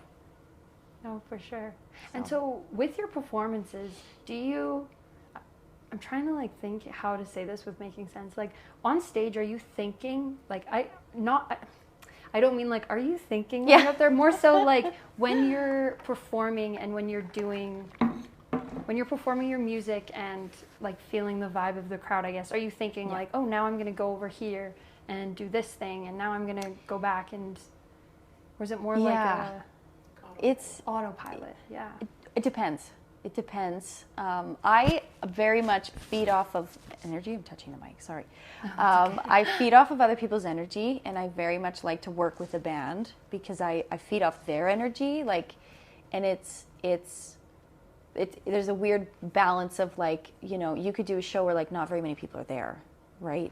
And but you still have to perform as if there's this massive crowd and there's so much energy in the room, which can be tough because it is a different experience, right? It's like, okay, I still got to perform and be this persona and move here. I mean, the moving across the stage is pretty natural for me. I just do what I'm feeling in the moment. But if there's a crowd, like if there's a lot of people there, it's like you can kind of feed off of them, where you're like, oh, someone in the crowd is doing this, or they're, you know, they're trying to get my attention or something happened that I noticed that was funny in the audience. So I can like play off of that and laugh with them or make a joke or, you know. So yeah, it's mostly improvised.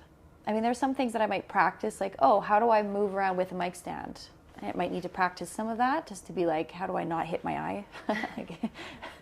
Or bonk my teeth with the microphone. So there is a bit of a practice to be able to work with it. But when I'm on stage, it's just like, go. Yeah. Yeah. And have you had a favorite moment on stage so far in your career?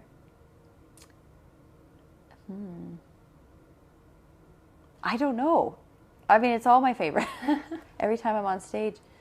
I had someone jump up on stage once with a drink in his hand, and he just started singing with me. Aww. I think we were singing like it was just like a cover song. I don't remember what it was. And he took a mic, and I was like, okay, here we go. This is your singer now. Because you just kind of play, like you play with what's happening, and it was just fun. Like it wasn't so serious. Like sometimes I think we can be like, I need to be serious with this, but I think it's the moments that are less serious that are the best. You know, whether it's like something technical screwed up and you have to make a joke or talk to the audience, it's like those are the moments that are real, and everyone can see that. Or, you know, when I hit a note really good and I'm like, yes, I did it. You know?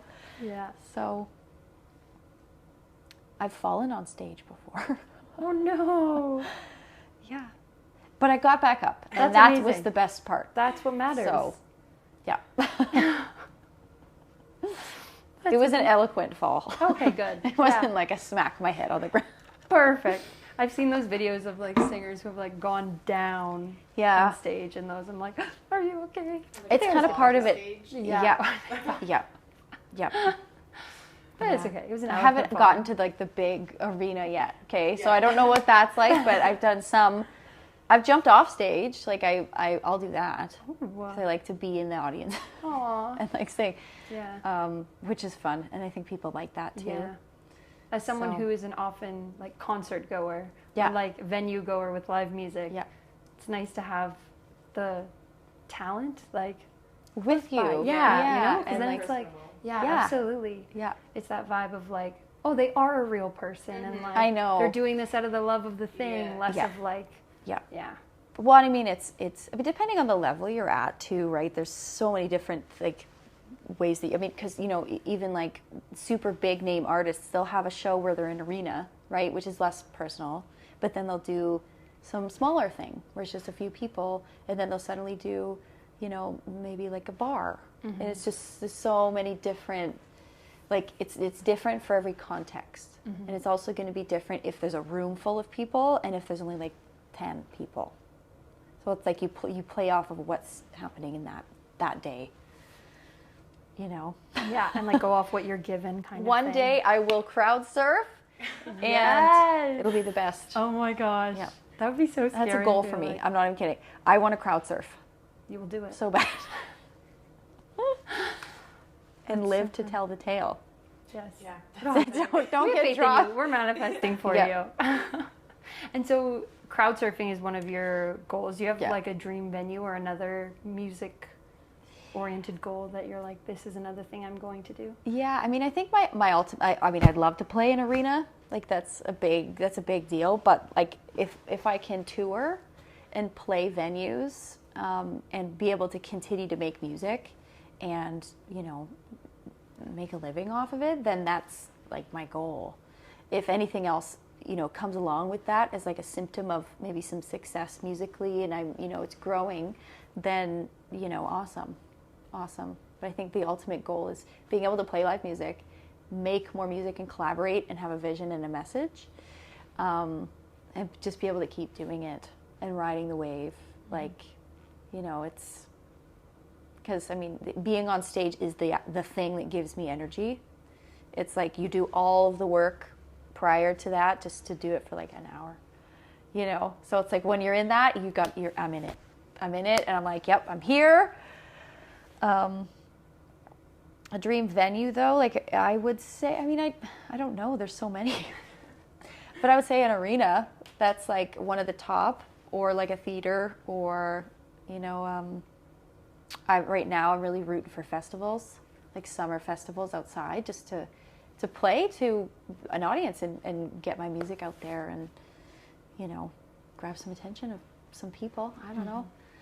So festivals, I think right now it's like, let's play some festivals and go from there. So cool. Yeah. Speaking back to what you were saying about like you do everything that you do in order to have that live performance on stage. I don't know if you are a fan or overly familiar with Louis Capaldi, but he has a documentary on Netflix where he says exactly the same thing of like everything it is comes back to like that performance on stage. Yeah. And it's just like so interesting to me because that's like the most connected I feel like you get to be in a moment with your listeners and with your fans, because you can like give them as much music, but that's like you giving to them, you know, and so they kind of get to give back to you live in performance, which is really nice. Yeah, it's so weird because something I've kind of been learning recently is like you write your song, it's like your song, right? But then as soon as you put it out, it becomes everyone else's. And I was like, what does that even mean? Like, what does that mean? And I only recently kind of understood that because once I'm done, I have my message, it's out there. It's because every time I write, it's usually like a process of something I'm trying to process in my life. Even though it is the form of like dance, EDM kind of thing, it's still the writing of it is like mostly just trying to process something or have some sort of emotion pop up in myself. And once it's like done, it's like, okay, I start moving on to the next thing. It's like, okay, what's the next thing I need to process at this time in my life? So yeah, once it's out, it's like everyone else can interpret it however they want. I try not to be like, I mean, I can share like, this is why I wrote it. This is what I experienced writing it, or this is how it helped me.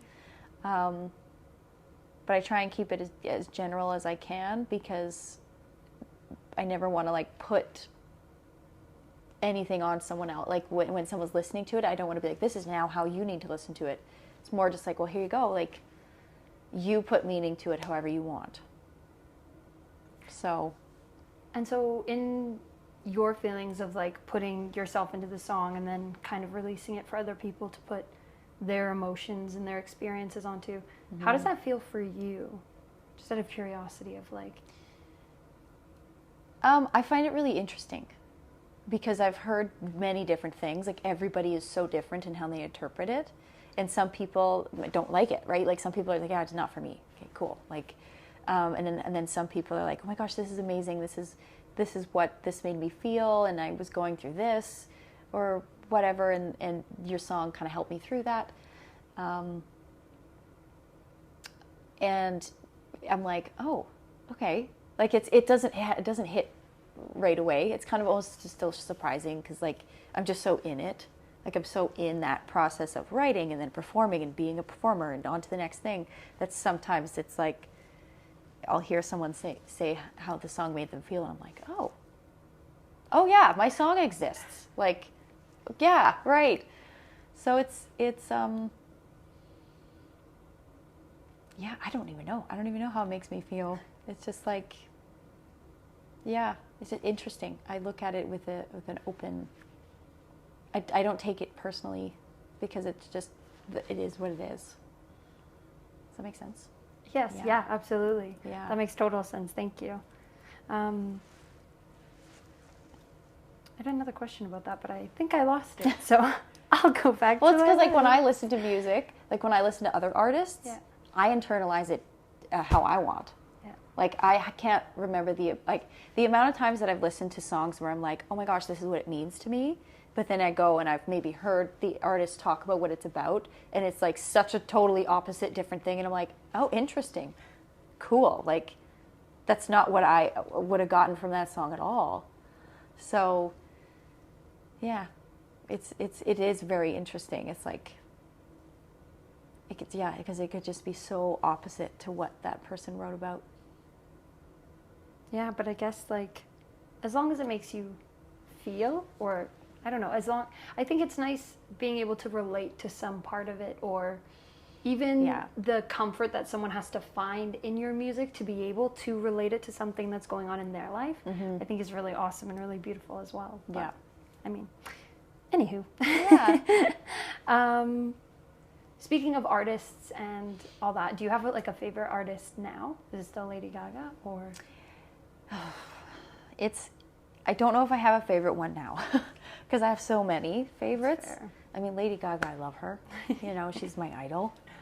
I mean, some over the years, like Lady Gaga, Adele, Ariana Grande, just love her voice.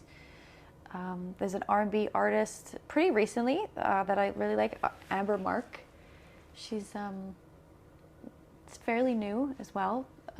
Look her up. She's great.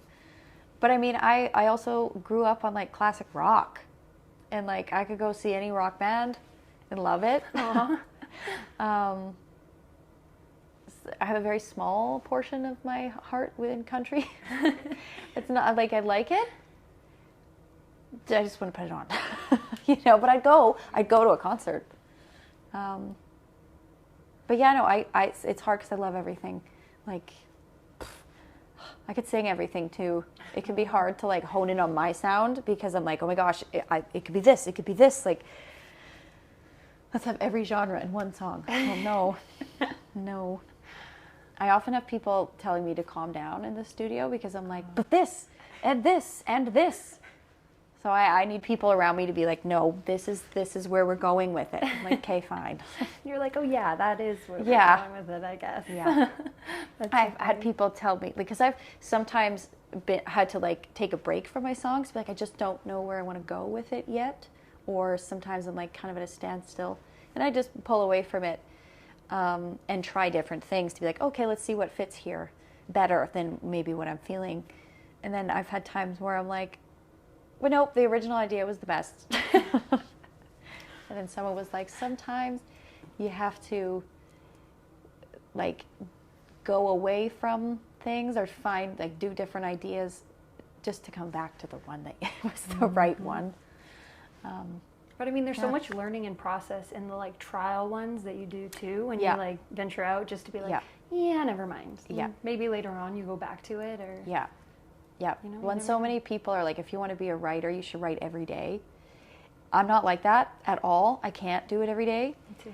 I just can't. Like, it's, you know, people are like, oh, well, you know, you got to have the bad ideas too. It's like, yes, but I can't do it every day. I just can't, because I can't force it. And if I'm doing it, it becomes a chore to me where, like, this is just not working today, then I stop. Or, you know, I like to ride the wave of the inspiration, and I don't know, it's so different, because sometimes I am like, okay, you're going to write today. Just do it. You haven't in a while, get back into it. Sometimes I need to just start getting into it to get that wave, but it's just not an everyday thing for me. Yeah. I relate to that so much because, again, not musically related, but writing and creatively. Wow, English. Creatively. Good job, Bridget.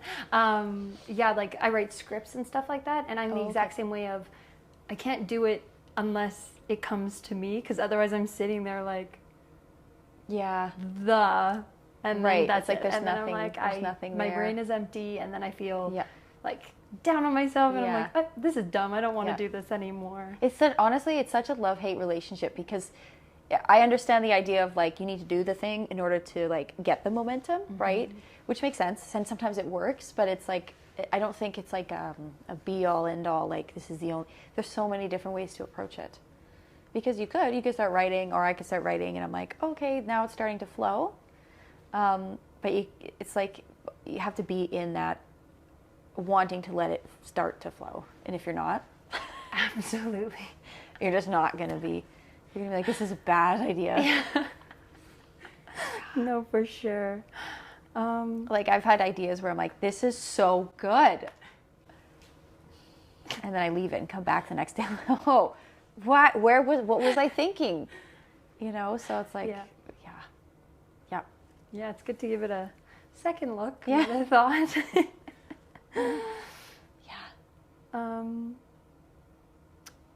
Moving on, though, is there someone dead or alive that you would want to collaborate with in your music? So many people. Top like 3, maybe, if the list is too long. Well, I don't even know. Maybe like Michael Jackson, honestly. Michael Jackson, like the greats, you know. That's a hard one. I don't even know, like, because of course, I mean, I'd love to like write with Lady Gaga and all my inspiration. Yeah. But honestly, probably, this might sound weird, but like the people that aren't performers. Like, I would want to be, right now I'm kind of trying to seek out those people, the people that aren't the front person all the time, because it's a little more like they're really into the creativity and can bring that out in me. To create my art as a performer is kind of where I'm at. That's very interesting. Yeah. Because, I mean, collaborating with another artist is like, now you have like 2 artists that are like feeding off each other, and you're like, I almost feel like it's like kind of putting us in a box where it's like, you need to be you and you need to be you, let's put it together. Yeah. Which is fine. Yeah, I want to do that too. But I want to work with people that are like, I'm a writer, I'm a producer, let's morph it into you. Does that make sense? Like, yeah, and then it's like more, I don't know if self-discovery is the right word, but you're able to like pull out different parts of you that maybe you wouldn't have had access to if hypothetically you were in a box with someone else. Yeah. That's so cool. And I don't mean that in a bad way, like trying to put us in a box. I just mean like, sure. Eventually where it's like, I know my sound, and this is like, you know, Jess Stokes, you know. Then it's like, all right, well, here's an idea, let's just do things together. But yeah, right now I'm just seeking out people that can like bring out Jess art. It takes a while, and it's, you know, a life journey. So maybe a year from now I'll be doing something different. for right now. This For is right what now. you're doing. Yeah. Yeah. And speaking of the future, is there someone that in the future you would love to sing for? Like if you could Like in the perform for audience, like anyone? in the yeah, audience, like having like- someone in the audience.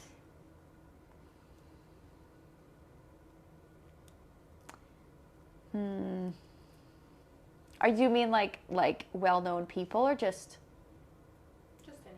just anybody? It could be anyone. Or well known. Someone famous. I don't even know. famous.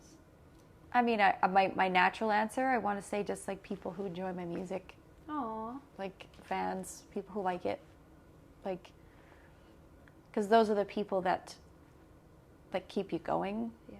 You know, because I mean, I could say like, yeah, Lady Gaga, come see my show, but like, she'd be probably more likely to be like, you know, because she's also an artist, and I don't mean that by like. Artists are like that, but it's like they're in it and they understand the craft and they're musicians, so which I think is a bit of a different experience. Whereas the fans, they just know what they like, and they're there to support you, and they can feel your music more. Whereas I think artists and musicians, we have more of a tendency to be like, what does this mean? Where is this coming from? How did you get to? Oh, I like this chord progression. Oh, wow, that sounds. Wow, who's your band? Like it's just a different Experience. way that I think that we relate. Whereas, yeah, if it's a stranger and they're just like, man, I really like your song. Oh, man, thanks. Like, it's just a different thing. So that, I would say that, just people. For sure. Just regular people.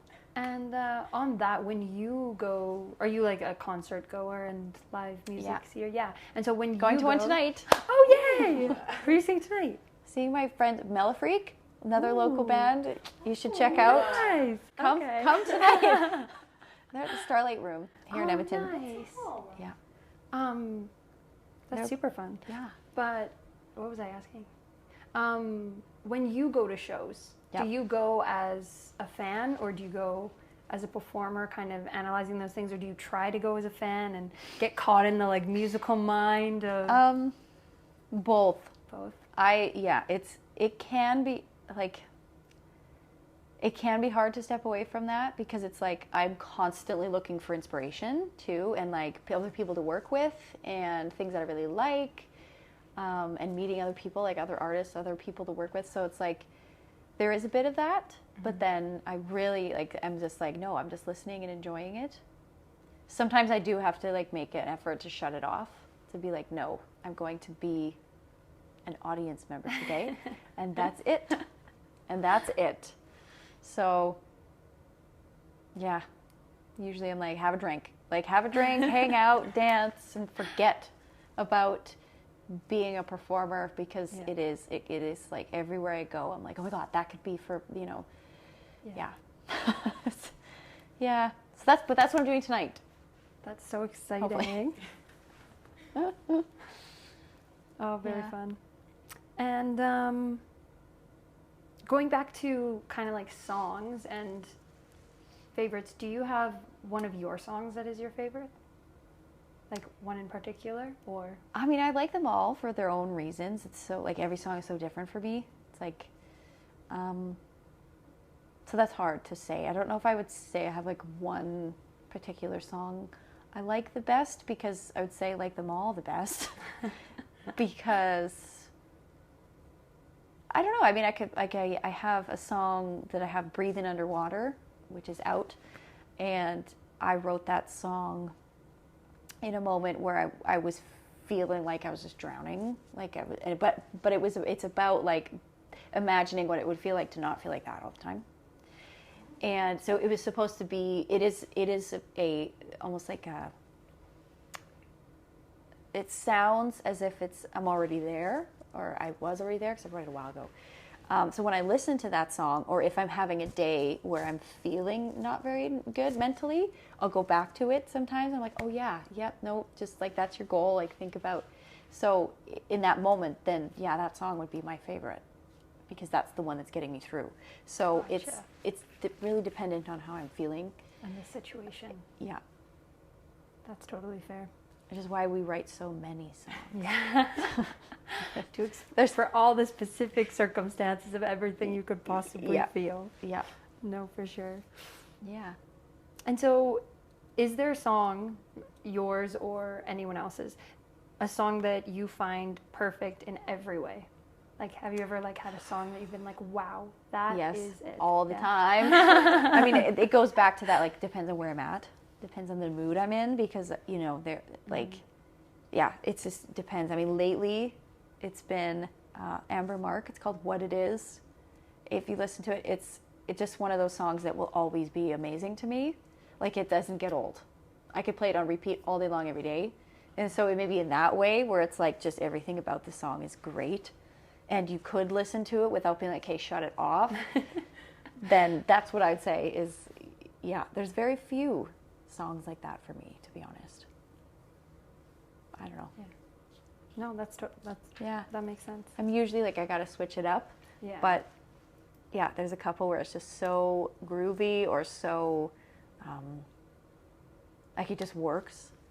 Do you know what I mean? Like, it's hard to explain what it is. I mean, as a musician, I would say like it's the bass line and the drums and how groovy it is. But like as a listener, it's just like it's what makes me want to keep moving and bobbing along. So yeah. And so when it comes to like music that you listen to, it's like a bunch of genres, right? Because I think you've been speaking about almost every single. genre. Yeah. I mean, when I listen to music, it is quite diverse. Like, I have a hard time just listening to only one genre all day long. I have to switch things up. But as a singer, again, a performer, more pop, R&B, EDM, dance. Gotcha. For sure. At least right now, you know, I think we morph. Every project is different.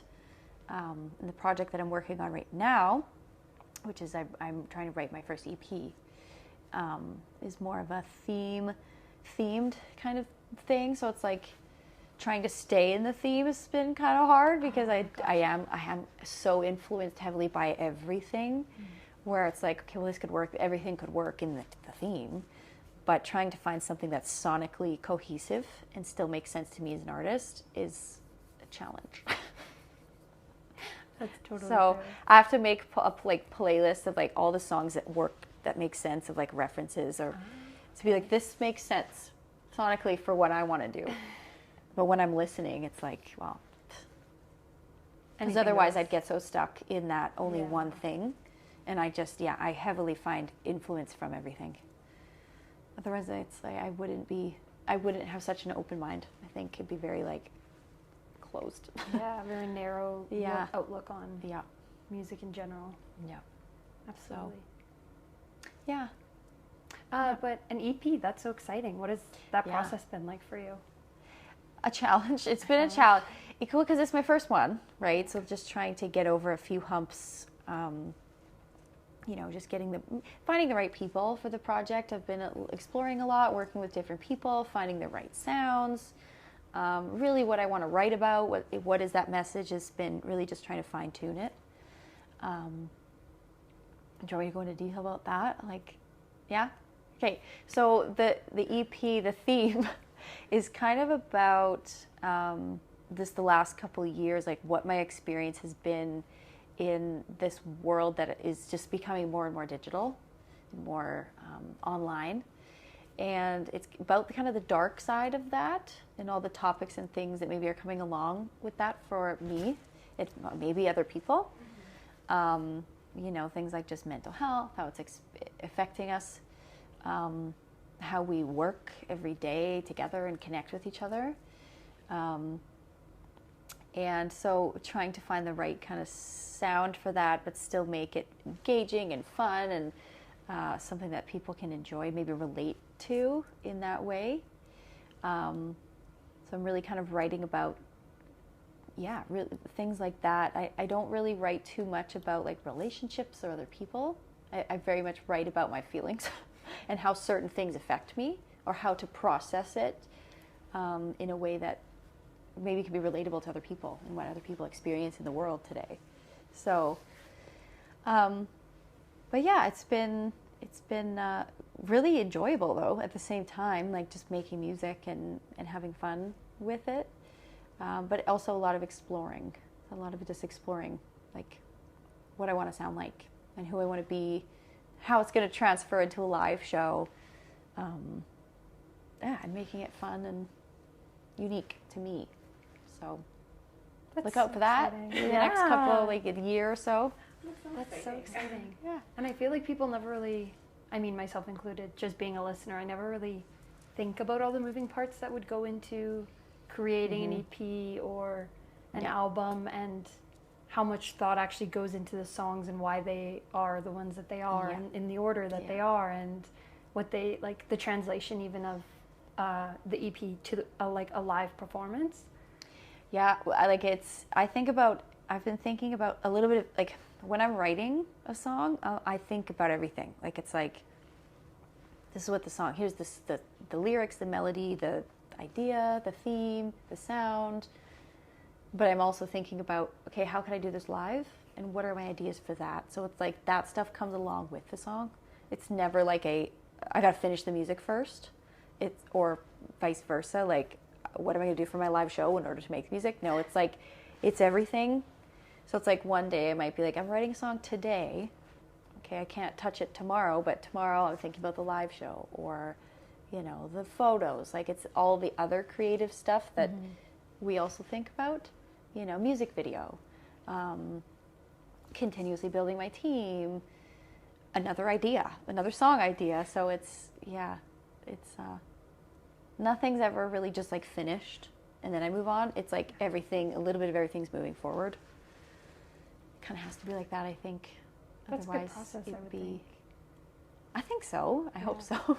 Well, no, I just mean because, like, otherwise I feel like you could get stuck in certain aspects, and if you're like relying heavily on that one aspect, it's like all this other which can be tricky because it's just so different every day. It's not like a typical job, right? Like, not the 9 to 5 office job.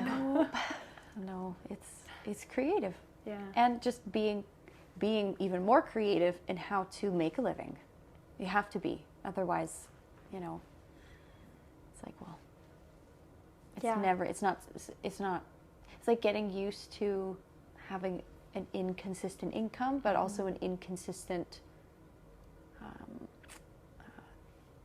like live, like you're not constantly performing, right? Until you're like, okay, I'm touring. But then, even then you're like, you're only going for a certain amount of time. Yeah. And then you're like, okay, back in the studio.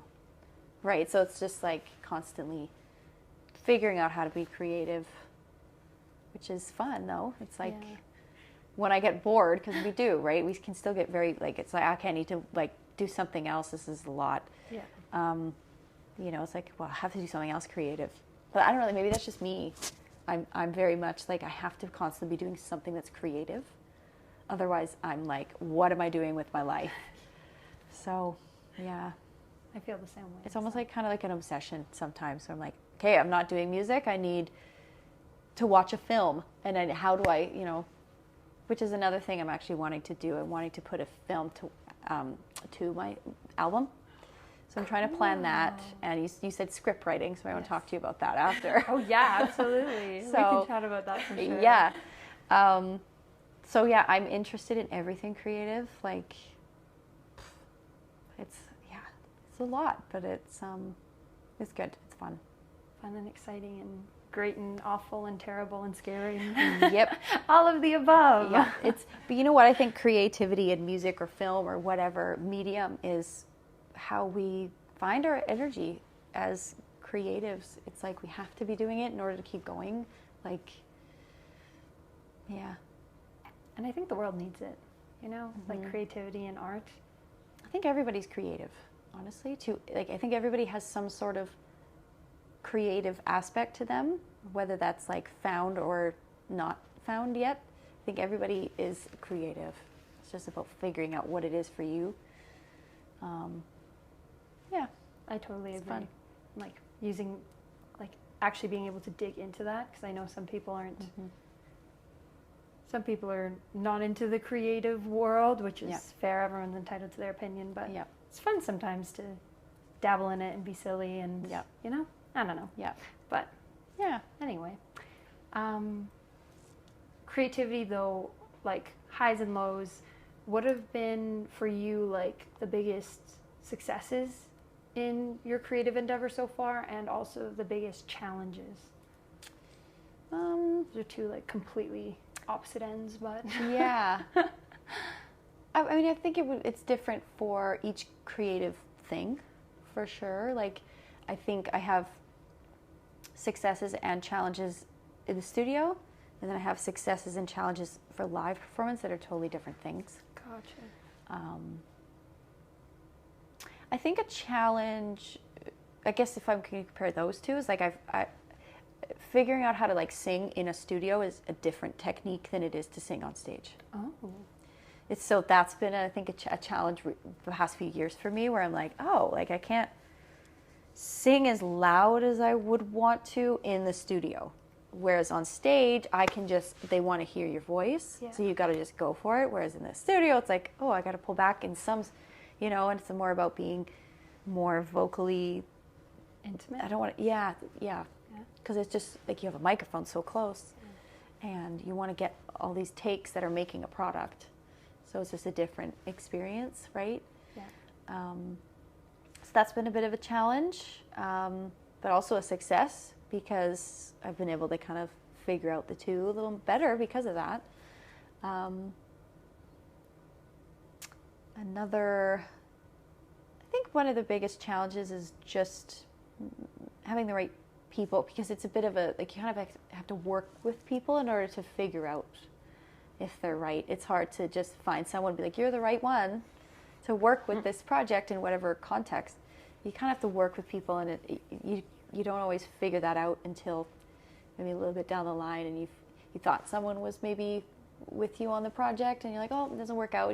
So I'd say just things like that, just like, working with people. But I mean, that's any industry, though. Just the working with people there's so many moving parts with that. Group projects, man. Creative projects, yeah. Well, because you might be working with someone that's like has a totally opposite idea, right? And you're like, well, you're trying to make an idea work, and it just isn't. But then, you could suddenly take the project or whatever you're working on to someone else, and suddenly it clicks. So that's just like a process, I think, for any artist in any medium.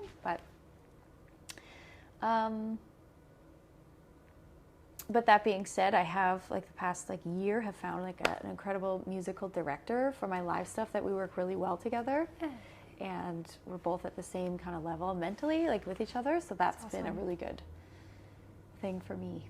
That's fantastic. Yeah. Oh, I'm so happy to hear that. Yeah. Coming out with a song this spring. Yay! Doing a live show for it, so come to it. Absolutely. We'll talk about that after. Yeah. I'll get all the deets. Yeah. So, it's just every day, a little bit at a time, Any success for me is really just anytime I put out a song, anytime I do a show, anytime I'm back in the studio, I think of all those as successes for me, regardless of the outcome, because if it goes well, then it's a great success. If it doesn't, what have I learned? Yeah. Okay, how's this going to help me keep going or help me improve? So everything, honestly, at the end of the day, everything is a success for me. That's awesome. I think that's a great outlook, though, because that's what keeps you moving forward, right? Is the knowledge that you're actually getting somewhere, as opposed to taking those challenges and hardships as roadblocks and being like, oh, well. Because there's so many roadblocks, right? There's so many, and it's especially as an independent artist, right? Because I'm independent, at least right now. Maybe one day, if an opportunity comes up to be, signed to a label and it works and it's for me, then awesome. But yeah, I mean, for now, I'm wearing a lot of hats, so there's a lot of things that I'm having to learn to do on my own that I've never done before. So really, at the end of the day, having the chance to be on stage lets me let go of all of the things that I've had to overcome and learn in the other part of the industry, and just be an artist. Because at the end of the day, that's really what I want to do, is the performing and the singing and the writing and the message, all the creative stuff. But so, yeah. And so where do you see yourself musically in 5-10 years? 5 years, I'd like to have at least an album out, beyond my EP, an album and maybe 2, and be touring it. So excited. 10 years, maybe 5 or 6 albums, you know, Yeah. and a film or two. That's really like, I really want to get into making a film for it. Or like short films for each song. Like that would be incredible so cool. to be able to have that work, because I think that's becoming more and more. I want to also venture into film as an actress. I think I want to start with my music and being like, my goal is to have a little bit of both. But yeah, just making music. That's where I want to be. Yeah. Making music and touring and collaborating and Yay. Yay. And one last question here for, I lied, 2 last questions. So you've spoken a bit about it, EP, a show coming up, new song. Yep. But did you want to touch on any other things that are next for you? I think collaborating with other people, I'm trying to work with people to be a featured artist on, aside from my projects, and being a singer to be like singing on other people's tracks. So that's also something I'm doing right now, which I think is so much fun, because then it's like, well, I get to work for someone else. Being a singer for someone else's project lets me be just a performer in a different way without having to think so hard. 'Cause sometimes with my own stuff, I'm like, I have so much going on and so many things to think about and try that I just think working on someone else's projects can be a little more freeing. I feel like my stuff is like, it's not quite as freeing until I'm like on the stage and doing it, even though it is. It's like a process of it, but yeah, singing other people's tracks and being their instrument for them and just being able to be directed is something I would love to do. So it's better you wear less hats. I mean, you know, I get to do my job in a way that's like, I get to be the instrument as a vocalist and a lyricist, which is it's just different. So yeah, doing that. Okay, well, and then this last question, I just love asking people because of the wide variety of answers, but what is the best piece of advice you've received throughout your life? In general or for music? In general.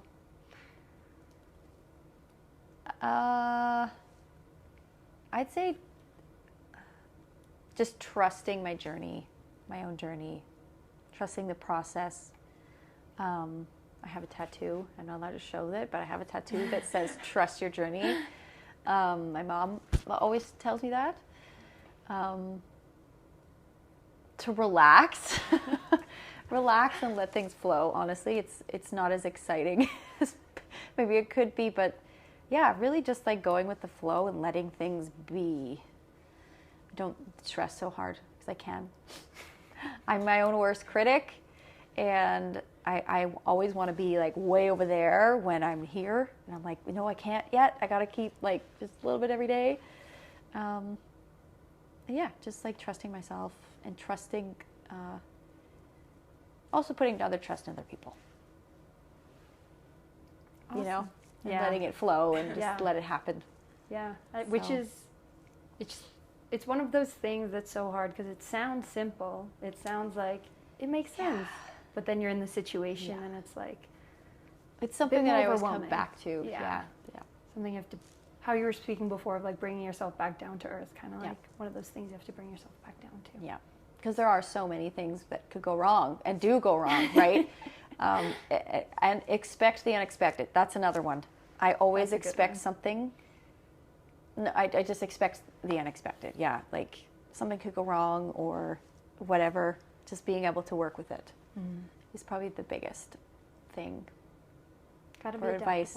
Yeah, especially going on stage. Oh yeah. No matter how much I've rehearsed, no matter how much I trust my band or myself or where the venue, like I just always expect something to happen that I have to deal with in the moment.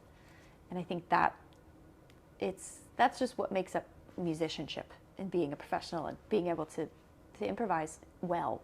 And the amount of times that I have had something happen on stage where I'm like, oh my God, and I have to improvise and nobody notices. I'm like, okay, great, I did my job. Yeah. So Like, I did it, I got there, no one knows. So Yeah. Then you can talk to everyone about it after the show and be like, you know. Yeah. Certain people. Only Not certain everybody. people, for sure. Certain people that I trust that'll be honest, or, you know, did you notice this? Like, Yeah. because on the inside I could be like, oh my God. But if nobody notices, then it's fine. Great. So, yeah. Awesome. Yeah. Perfect. Well, thank you so much for sitting down with us. Thank you for inviting me. This was fun. Hey. Thank you.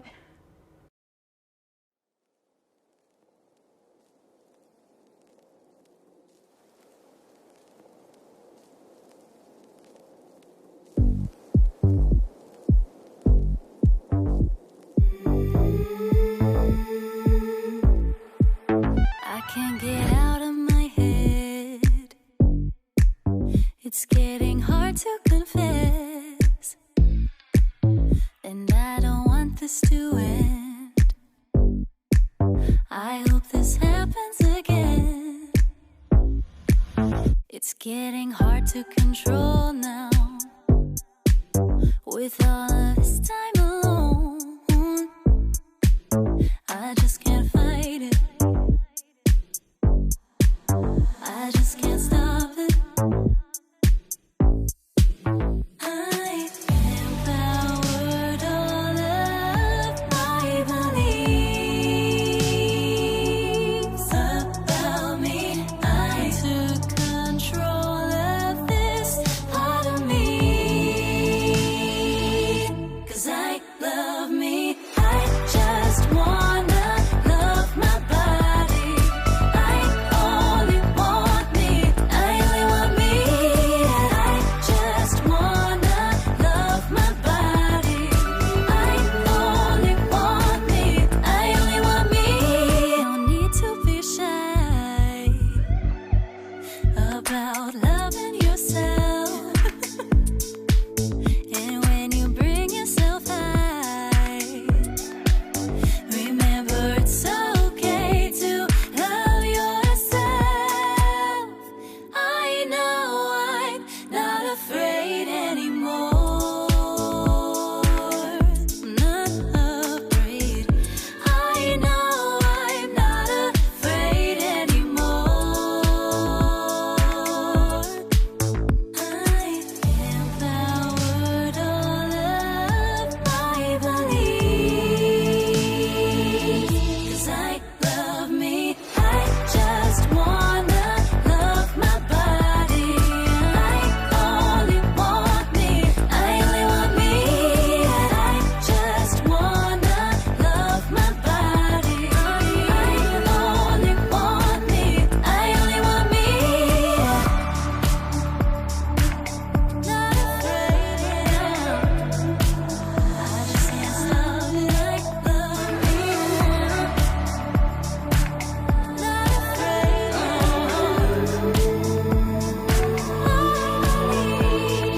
I just wanna love my body.